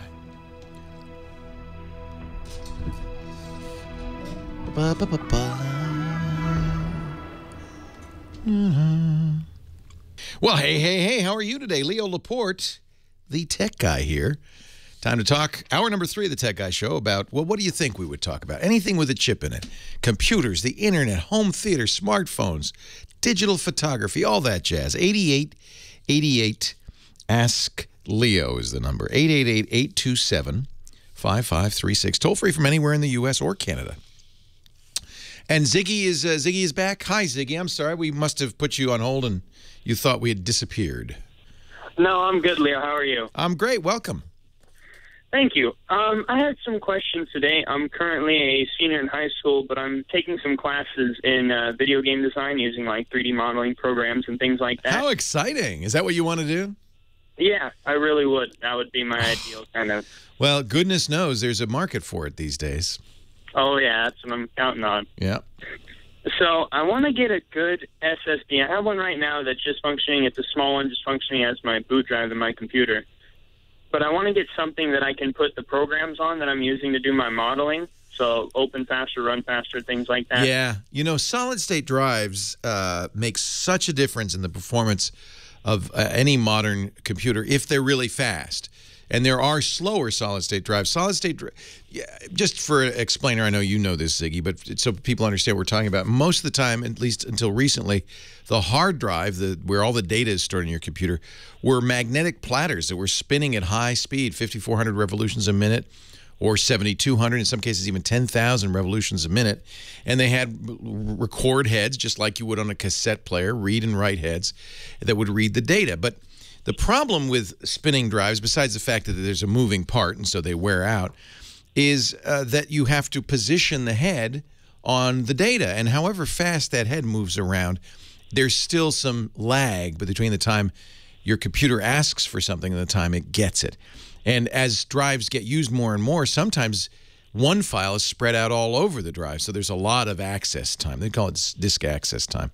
And it can really slow. It may be in the order of milliseconds, but you do a lot of it, so it can slow you down. Solid-state memory has no moving parts. It's the same kind of memory you have in your smartphone or your camera, and it's random access. So there is literally zero access time. The data just read right out of the memory units. So it's very fast.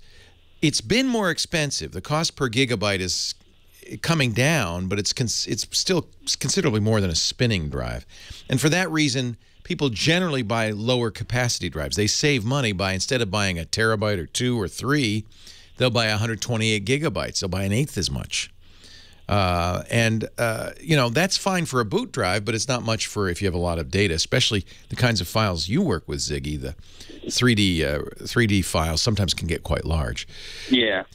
The advantage of solid-state memory is no access time, so reads are very fast, but writes are also fast. It's a lot faster to write. While not as much faster, it's still faster. So it really does speed up disk input and output, or I/O. And it turns out that a lot of what seems to be slowing your computer down is waiting for the disk.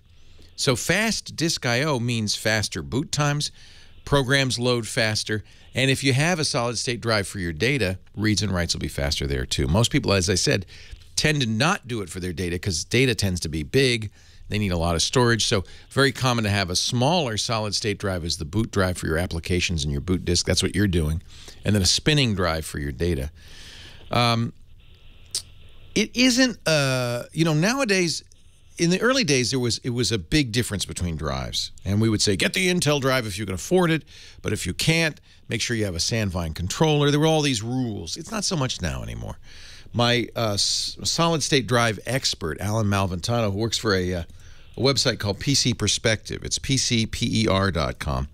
Alan is a former NSA analyst and a Navy chief who has devoted his life to rating and reviewing solid-state drives. Even he has started to say, you know, it doesn't matter as much as it used to. They used to have on PCPer.com a solid-state drive chart of what to get, and he hasn't really kept that up to date. So I think it's probably not something that matters as much as it used to. What drives are you looking at? I was looking at possibly the SanDisk Extreme Pro drives. I use those, and I love them. They're very good. A number of people are saying stay away from the Samsung 840 EVO drives because there seems to be a slowdown issue with those. So this is where you got to kind of look at the reviews because it's a changing landscape all the time. Kingston's good. HyperX is good. Stay away, at least for now, until they update them from the Samsung 840 and 840 EVO. Anandtech does review these as well. We'll put links in the show notes to Anandtech's reviews as well. But I don't think it matters as much as it used to. I think almost all of them are using good controllers. There's good. They're using good. You know, there used to be a big difference between MLC and SLC solid state. There isn't anymore. I think, frankly, you can pretty much buy with impunity. Where do you usually buy your stuff? Usually at Fry's or Newegg. Yeah, I like Newegg. And if you look at the reviews, the customer reviews on Newegg, you can usually suss out a bad drive pretty quick. Yeah. So I don't have a strong recommendation. There's some names.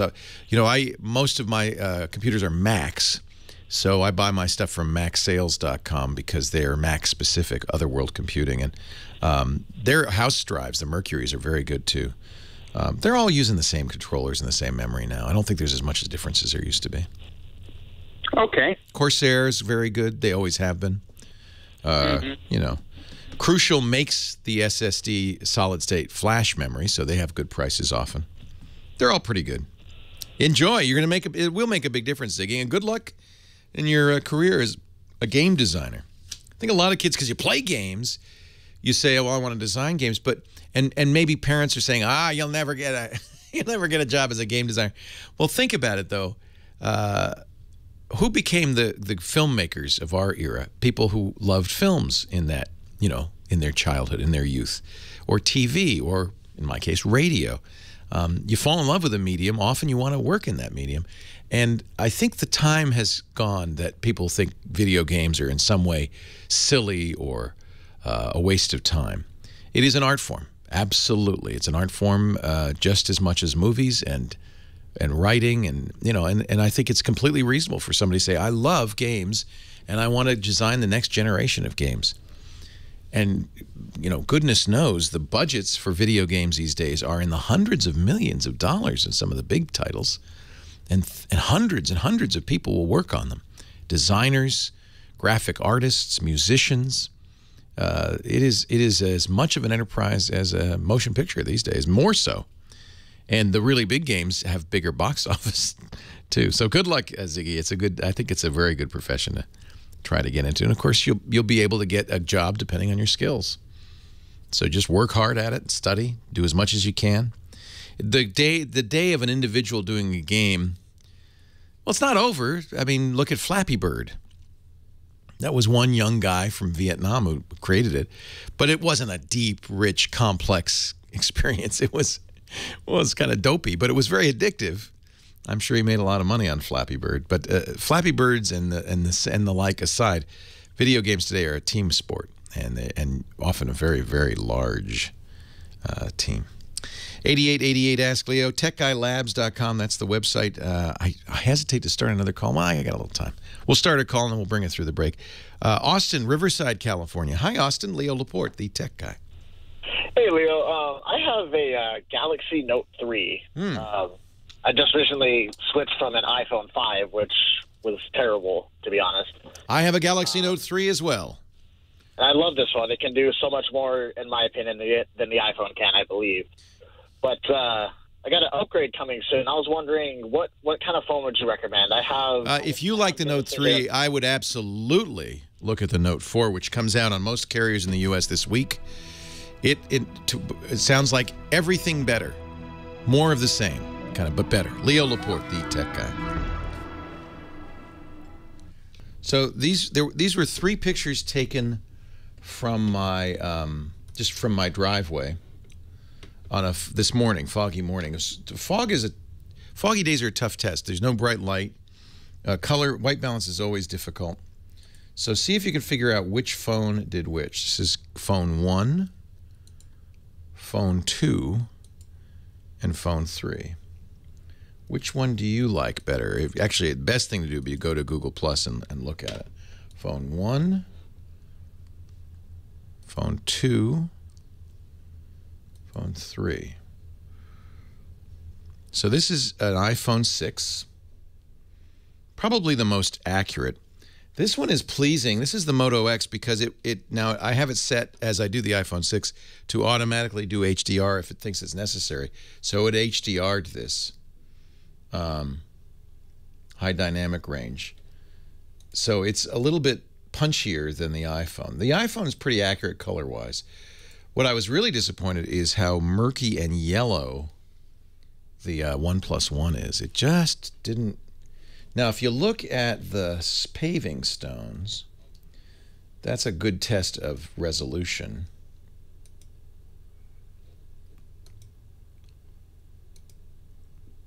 I don't know which is better. This is awfully grainy. This is the HDR on the Moto X, and this is the iPhone 6. I think in almost every respect, the iPhone 6 is the best. But you should, if you want to, try it out, look at the images for yourself at plus.google.com/Leo Laporte. Interesting, as I put up a poll, they have now a poll feature, and 1,000 votes. Somebody from the OnePlus One community must have gotten involved because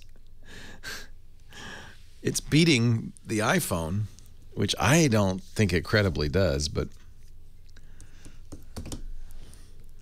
that's with almost 1,000 votes. Leo Laporte, the tech guy, 8888. Ask Leo the phone number, 888-827-5536. Austin asked, which phone should I get? Now, because he said the Note 3, I said get the Note 4. If you're due for an upgrade, the Note 4, everybody says, is as good as the Note 3 and better, and much like the Note 3, a little bit bigger.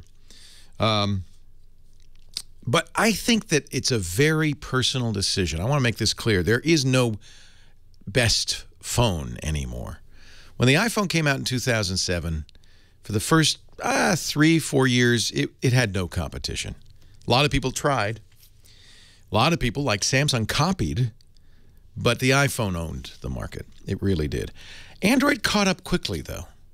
It didn't take long, and I think Android, the operating system now, is very good, and in many respects better, more capable than the iPhone OS. On the other hand, I think the iPhone camera is easily the best camera phone out there. So, there's no right answer. Depends what you want, what you're looking for. Touch ID on the iPhone works so well, the fingerprint reader. And I know we're going to see Apple Pay this month. And you'll start to see merchants, I think quite a few merchants, put Apple Pay, and you'll be able to touch your Touch ID to establish your identity, the fingerprint reader, and then tap your phone and pay. In a very secure way, by the way. It won't give the merchant your credit card number. It'll give them a couple of encrypted numbers that it can use to that the merchant can use to get money, but it's one-time use only.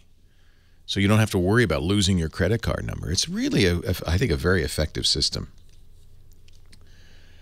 On the other hand, I love some of the features of the Android phones, and even among the Android phones, there's a lot to choose from. Should you get a Moto X, an HTC One? Oh, sorry. My Moto X woke up because I said its name and it got excited. That's one of the things that's kind of cool about the Moto X, or maybe not, is that it's always listening, and you can wake it up just by saying, in my case, wake up Moto X, and then it'll wake up and I can ask it questions and that kind of thing. The iPhone does that, but only when it's plugged in. If you say, and I'm not going to say it because I don't want to trigger a bunch of iPhones out there, but if you say a particular two-word phrase, the iPhone will wake up and you can give it commands too. I think I'm seeing more and more of that, and I kind of like it. Reminds me of Star Trek. Computer, working. I love that idea. So it's hard for me to say this is the best phone. I can't equivocally say this is the best phone. There is no perfect phone. There are many very good phones, and which phone is the best for you really varies on what your needs are. Do you want a big one or you want a little one? There are a lot of good choices out there. That's the good news. There's some really good choices out there. And you should choose the carrier that you want. Take a look, go to the store, spend time with it. Most carriers will give you a little time to try before you buy, which is very nice. I brought all 3 of my main phones in today because I'm playing with the cameras on all of them. The iPhone 6, the OnePlus One, and the Moto X. And I should include really in there the HTC M8, which is an excellent phone, their HTC One from this year. There's a few others not here that should be. The Sony Z3, very good. The LG G3, very good. We're in kind of a glory days. Some great choices out there.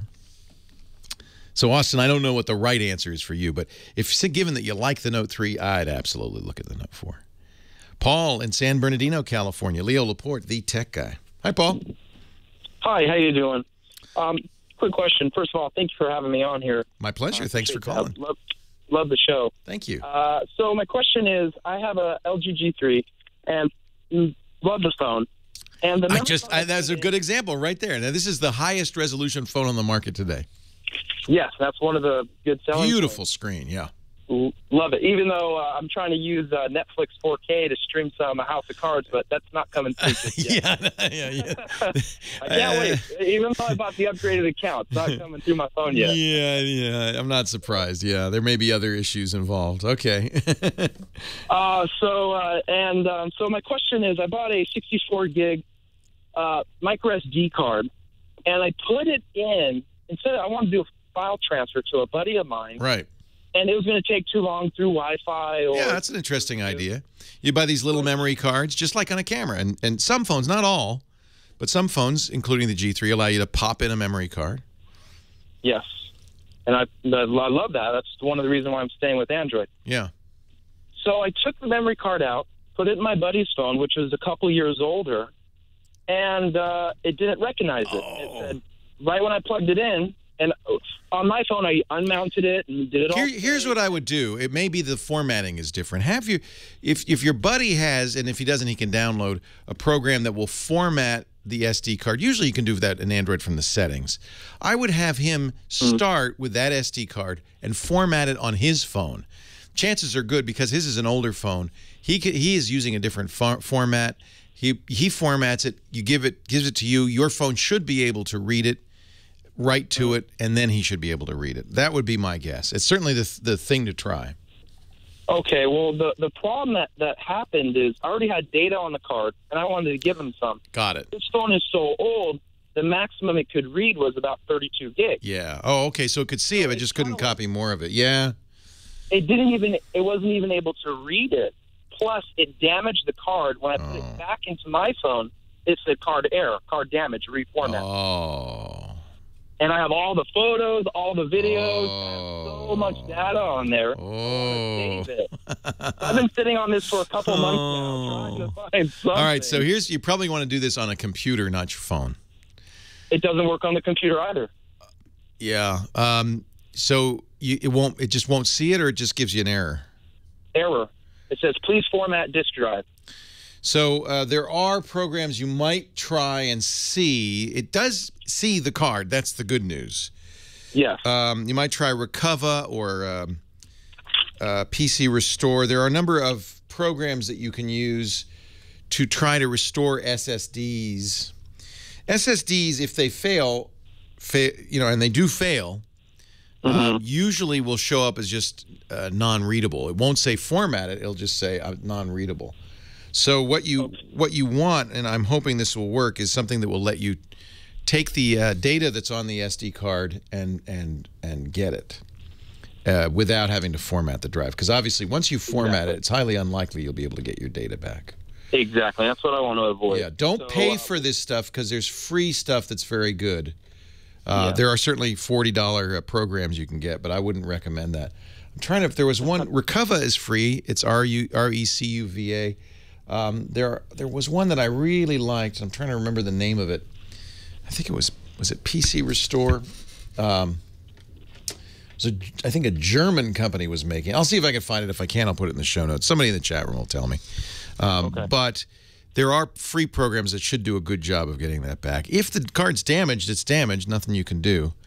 But if it merely just got screwed up as any hard drive can, then recovery software should be able to recover it. The fact that you can see it and it says you need to reformat seems to me that there's still going to be data on there if you use the right software. Good luck. Leo Laporte, the tech guy. What was that? Was it PC Restore? Was it PC Recover? PC Recovery. Was that it? You know, maybe long gone. Yeah, it probably is. PC Inspector, thank you. That was the one, PCInspector.de. Boy, my memory's going. My memory's going. So they offer free, or at least do anyway, and I think they probably do, free recovery stuff designed for SD cards. Yeah. PC Inspector File Recovery. It's Convar. It's a come-on for their paid service, but it's free, which is good. So that's the one I usually use with SD cards. They actually have Smart Recovery, which is designed for SD cards because it understands a little bit more about the kind of stuff it's reading. You might start with that, the Smart Recovery. But these are all free. Leo Laporte, the tech guy. Dick DeBartolo, the Gizwiz, coming up in about 15 minutes. Our gadget guru and Mad Magazine's maddest writer. He has a unique take on gadgets. He'll have a gadget of the week for us. But first, Pete in the Motor City, Detroit. Hi, Pete. Leo Laporte, the tech guy. Hi, Leo. How are you today? I am well. How are you? Good. I have a question. A couple questions. I had a Bose 123 surround sound system. Got about 10 years ago, and it died. Oh, I'm sorry. Those are expensive too. Yeah, I know.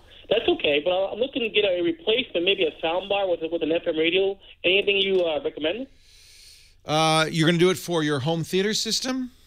Well, I have a nice 57-inch TV, and I want to just put it in there. I don't want to do a lot of wires and stuff. So yeah, that's why soundbar. Look, let me be clear. A soundbar is never going to be as good as a separate speaker system with left and right channels, subwoofer, and surround sound speakers, because it just doesn't have the separation. But for many people, having the wires, I mean, I had to have somebody go under our house to put wires in for the surround.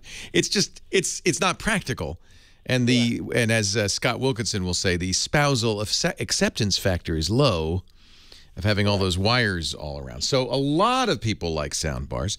Scott has mentioned that there are some sound bars that he really likes. I think it was from Pioneer. Help me with this one, chat room, because it was the Andrew Jones design. Now, Andrew Jones is a very well-known sound and speaker designer. And these Andrew Jones systems are inexpensive but do quite well. This is, I think the one he recommended is $400 for the subwoofer and a surround sound. Yeah, I'm looking for example under $500. Yeah, this would do that for you. I'll give you the number. It's long. It's the SPSB 23W. That's what you really need, is the 23W. Amazon's selling it for $400. It's Pioneer's soundbar system, and Scott says it sounds really good. Does it come with an FM radio too? I don't think so, but if you have an amplifier, an AV receiver attached to it, which you might, that might have an FM radio on it that you could use. Okay, no problem. Yeah. This one he likes because he feels that the sound is quite good on it.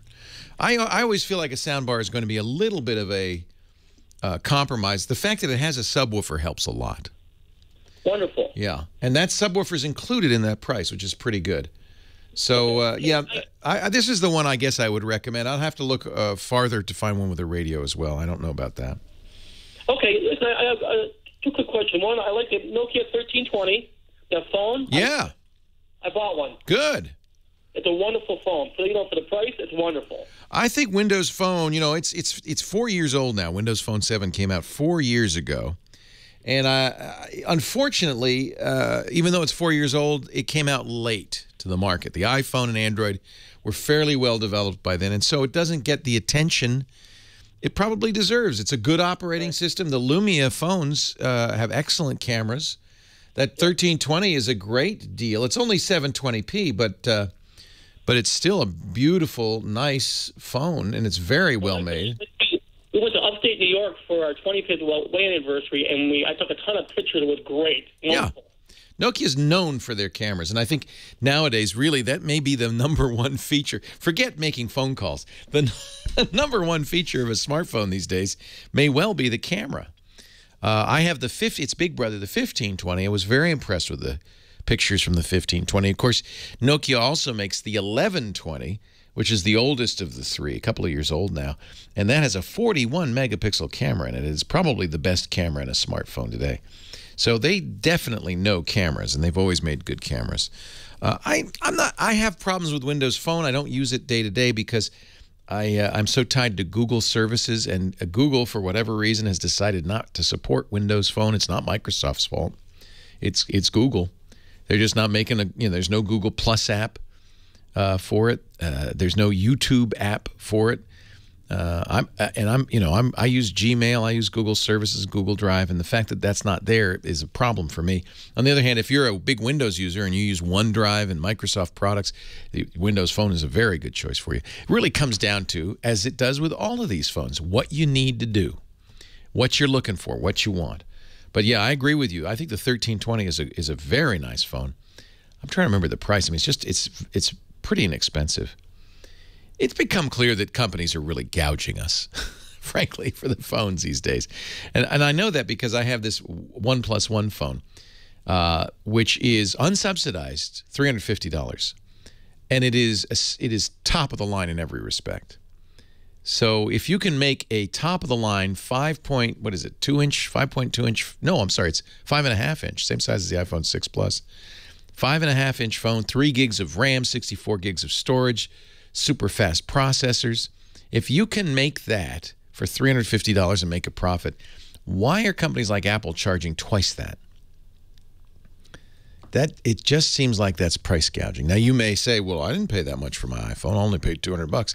Yeah, you paid that much. It's just that the phone company hid the total cost for you by building it into your monthly fee.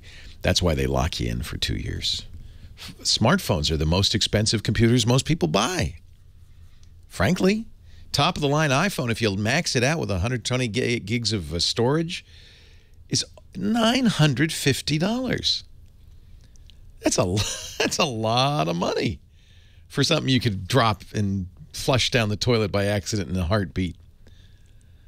Brian in Orange, California. Leo Laporte, the tech guy. Hi, Brian. Hi, Leo. How you doing? I am well.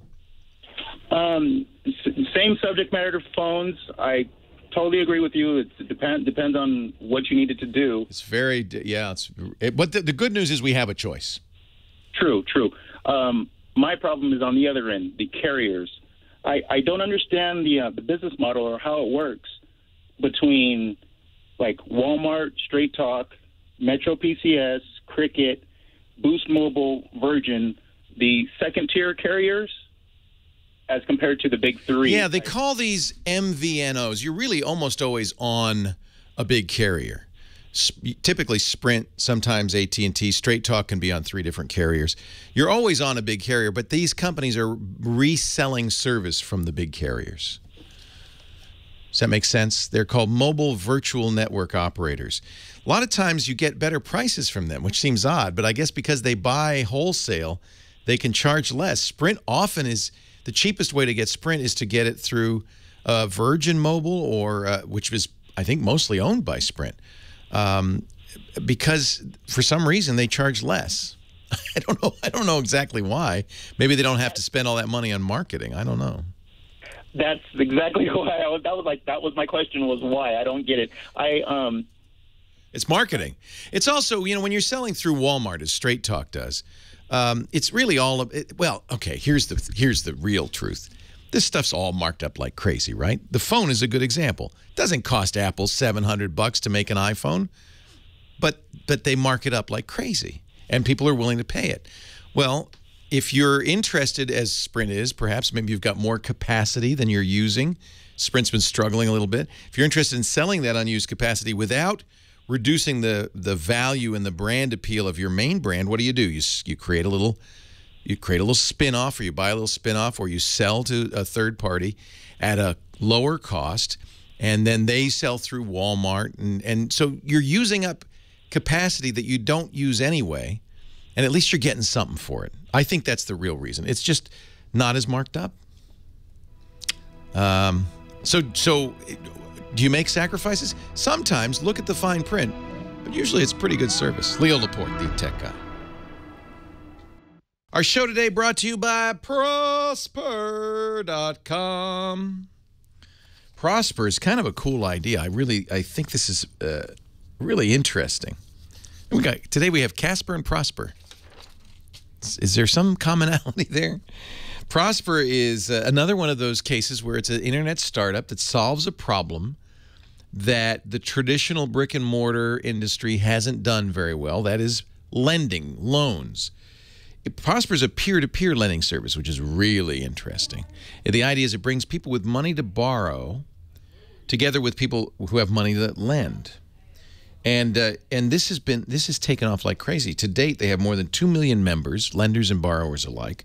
They've funded over $1 billion in loans. Imagine what you would do with $35,000 if you had that money in the next 72 hours. Would you pay off high-rate credit cards? Probably. Maybe you'd start a business. I don't know. What do you need?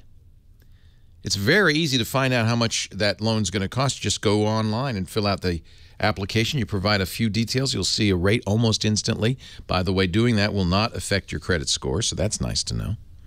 Prosper offers low, fixed-rate, unsecured personal loans. That means no collateral. That you can get multi-year terms. It's a really great solution. No more dressing up with hat in hand to go to the big bank and say, please, sir, may I have some money? No outrageous fees. The interest rates are fixed, no rising interest rates, and you will never set foot in a bank. Prosper.com. Go there right now. Prosper.com/twit, if you would, to let them know you saw this on our podcasts. Prosper.com/twit. And right now, for a limited time, they're offering Twit viewers a $50 Visa prepaid card when you get that loan. That's kind of nice. Little thank you. Prosper.com/twit. Up to $35,000 in just 3 days. And a $50 Visa prepaid card. Pretty good deal. Prosper.com/twit. We thank them so much for their support of our Tech Guy program, our podcast. Leo Laporte, the Tech Guy. I think this is probably the only radio show in the country that has a belching theme song. Almost certainly.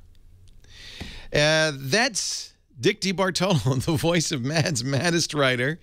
He's also our Gizwiz, our gadget hound. You see him on World News Now and many other shows where he's showing off the gadgets. And we're lucky enough that we get him every week with a fun gadget. Hi, Dickie D. Hi, Leo. How are you? I am very well. Are you getting ready for Halloween? Just a couple of weeks off? Yes. On the Gizwiz, we're doing all Halloween. Chad's doing all Halloween gadgets, so he's got me buying fog machines, and I had all that stuff when I had a disco boat. So. You know what's weird? Both you and Chad own fog machines. That is just strange. What, you don't have one? No. Okay. No. Okay. So the Gizwiz is the podcast that Dick does every week on our podcast network, twit.tv, and it's, like this little bit, but lots more gadgets and themes. You guys have been doing themes. Themes. Well, I went to a show last week. You would have loved this show, Leo. What is it? Unlike any other show, the Luxury Product Show. The Luxury Product Show. I want to go there because I has opulence. Yes, okay. You've been looking at trawlers. Yeah. Have you ever thought about your own private airplane? Well, I've thought about it. Who can afford it? Okay. Well, this airplane, it starts at $300,000. Actually, when you walk in the show, it's Metropolitan Pavilion, which is a very nice display area, but it's kind of small. Yeah. And when you walk in the door, there's a full airplane right on the floor. Wow. 38.5-foot wingspan. How'd they get it in? I have no idea. After I got home, I left a message with the guy. How did you get that in there? Well, what is amazing about this plane, this was the most deluxe thing. The company is called Sirius, like the Cloud Aircraft. And this is their turbocharged model. But it comes with something called CAPS, Cirrus Airframe Parachute System. Well, that gives me confidence. Yes, Leo, not for the passengers only. The airplane has its own parachute. The entire plane. What? If you need it, engine failure or whatever it is, you push a button. It is rocket fired out of the top of the plane, and the parachute is shot up and then opens and can land the plane and the 5 people in it. Okay. Oh, so you don't get out on your own parachute. You actually ride it down. You ride it down with the rest of the plane. I don't know if I'd have the confidence. They do you have think a you'd video have on the their confidence? However, ladies and gentlemen, we've lost our wings, but don't fear. We've got a parachute for the plane. Just sit in your seat and watch us go. Exactly. Of course, the thing is, I don't know how you control where you land. No, you don't. But you don't. But you have a much better shot coming down. Well, with you're coming down, but you're coming down at a little bit slower rate. Yes, exactly. Wow. Exactly. What a crazy nutty idea. Is that unbelievable? Yeah. They said that they've saved 95 lives since they started using this system. Wow. Oh, And so also this is not brand new. This has been around for a while. The aircraft they're putting it in is brand new. And next year they're coming out with their own personal jet. That's what I would like. My personal, like it's a one-man jet? No, it's like for 3 people, but it starts at about $2 million. See? Yeah, see? See? You don't want to invest 2 months' salary in that kind of thing. It's so speculative. And plus, I'd have to learn to fly. Oh, that's another. Oh, okay. Well, Yeah. that's another drawback. Yeah. What if you land in a house, like somebody's house? I mean, you're coming down in a parachute. You don't have any control. You could come through the roof of somebody's house. This is not going to end well, is it? Possibly not.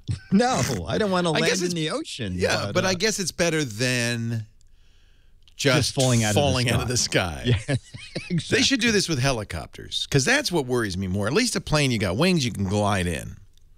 A helicopter, you're stoned. You know what? You're right. You're right. Those guys stop, and you're a stone. Yeah, you're a rock. You're just going to fall straight down. Yeah. This is good. This is why I don't go on helicopter rides. Oh, okay. Oh, you don't? Mm-mm. Actually, I did in Hawaii, but it was against my will. Oh, okay. Lisa handcuffed me and dragged me in. It was quite fun, but the whole time I was thinking... I did it in Sedona, and they went in the canyons, and I'm thinking... it's amazing. I'm claustrophobic. I don't like helicopters, and I'm now in the canyon. It's very smooth, though, a helicopter. Very smooth. I was impressed. I thought, it'd be bumpy or something. I don't know what I thought. So there it is from Cirrus, C-I-R-R-U-S. It's called CAPS, for safer skies. I'd prefer to have a plane that doesn't crash, but if you're going to have a plane that crashes, it's nice to know it's got its own parachute. Exactly. That is weird. It's strange, isn't it? That is weird. All right, Dickie D, you'll find him at gizwiz.biz. That's his website, gizwiz.biz. That's the home of the What the Heck Is That contest. It's a contest to see if you can figure out what this thing or gadget is. You'll see a close-up picture. Don't worry yourself too much, because if you get it right, you have an autographed copy of Mad Magazine coming your way. But if you get it wrong, you also have an autograph. It basically doesn't matter. Exactly. Yeah. It's basically just whatever. Say something. You have a better chance of winning than if you don't ever participate. Exactly. Let me look at it. And Leo, if anybody is in the New York area next weekend... Oh, yeah? What's going on? There's a meetup on October 19th at the Boat Basin Cafe, and from 2 to 4. And we play games, and we give away stuff. Everybody should go to this. I think we have 5 of those planes to give away. I'm not sure. Can they go to your website and find out more about that? Yes, exactly. Just click on Dick's log and blog, and all the info is there. All right. Gizwiz.biz. Meet, rain or shine, if you're in the New York area, October 19th, 2 to 4 p.m. at the Boat Basin Cafe. Dick will be the guy with the rose in his teeth. Exactly. Yes. Thank you, Dickie D. Stick around. The Thank you, Giz sir. Fizz coming up. Dan is on the line from Somis, California. Hi, Dan. Hey, Leo. How's it going? I first should tell you I'm from St. Louis, and it's probably best that you'll be at that wedding. Are you a Cardinal fan? Are you going to whoop up on our gyros? You know. Oh, yeah. Well, there's a great long tradition and history of this. It's really exciting in a way.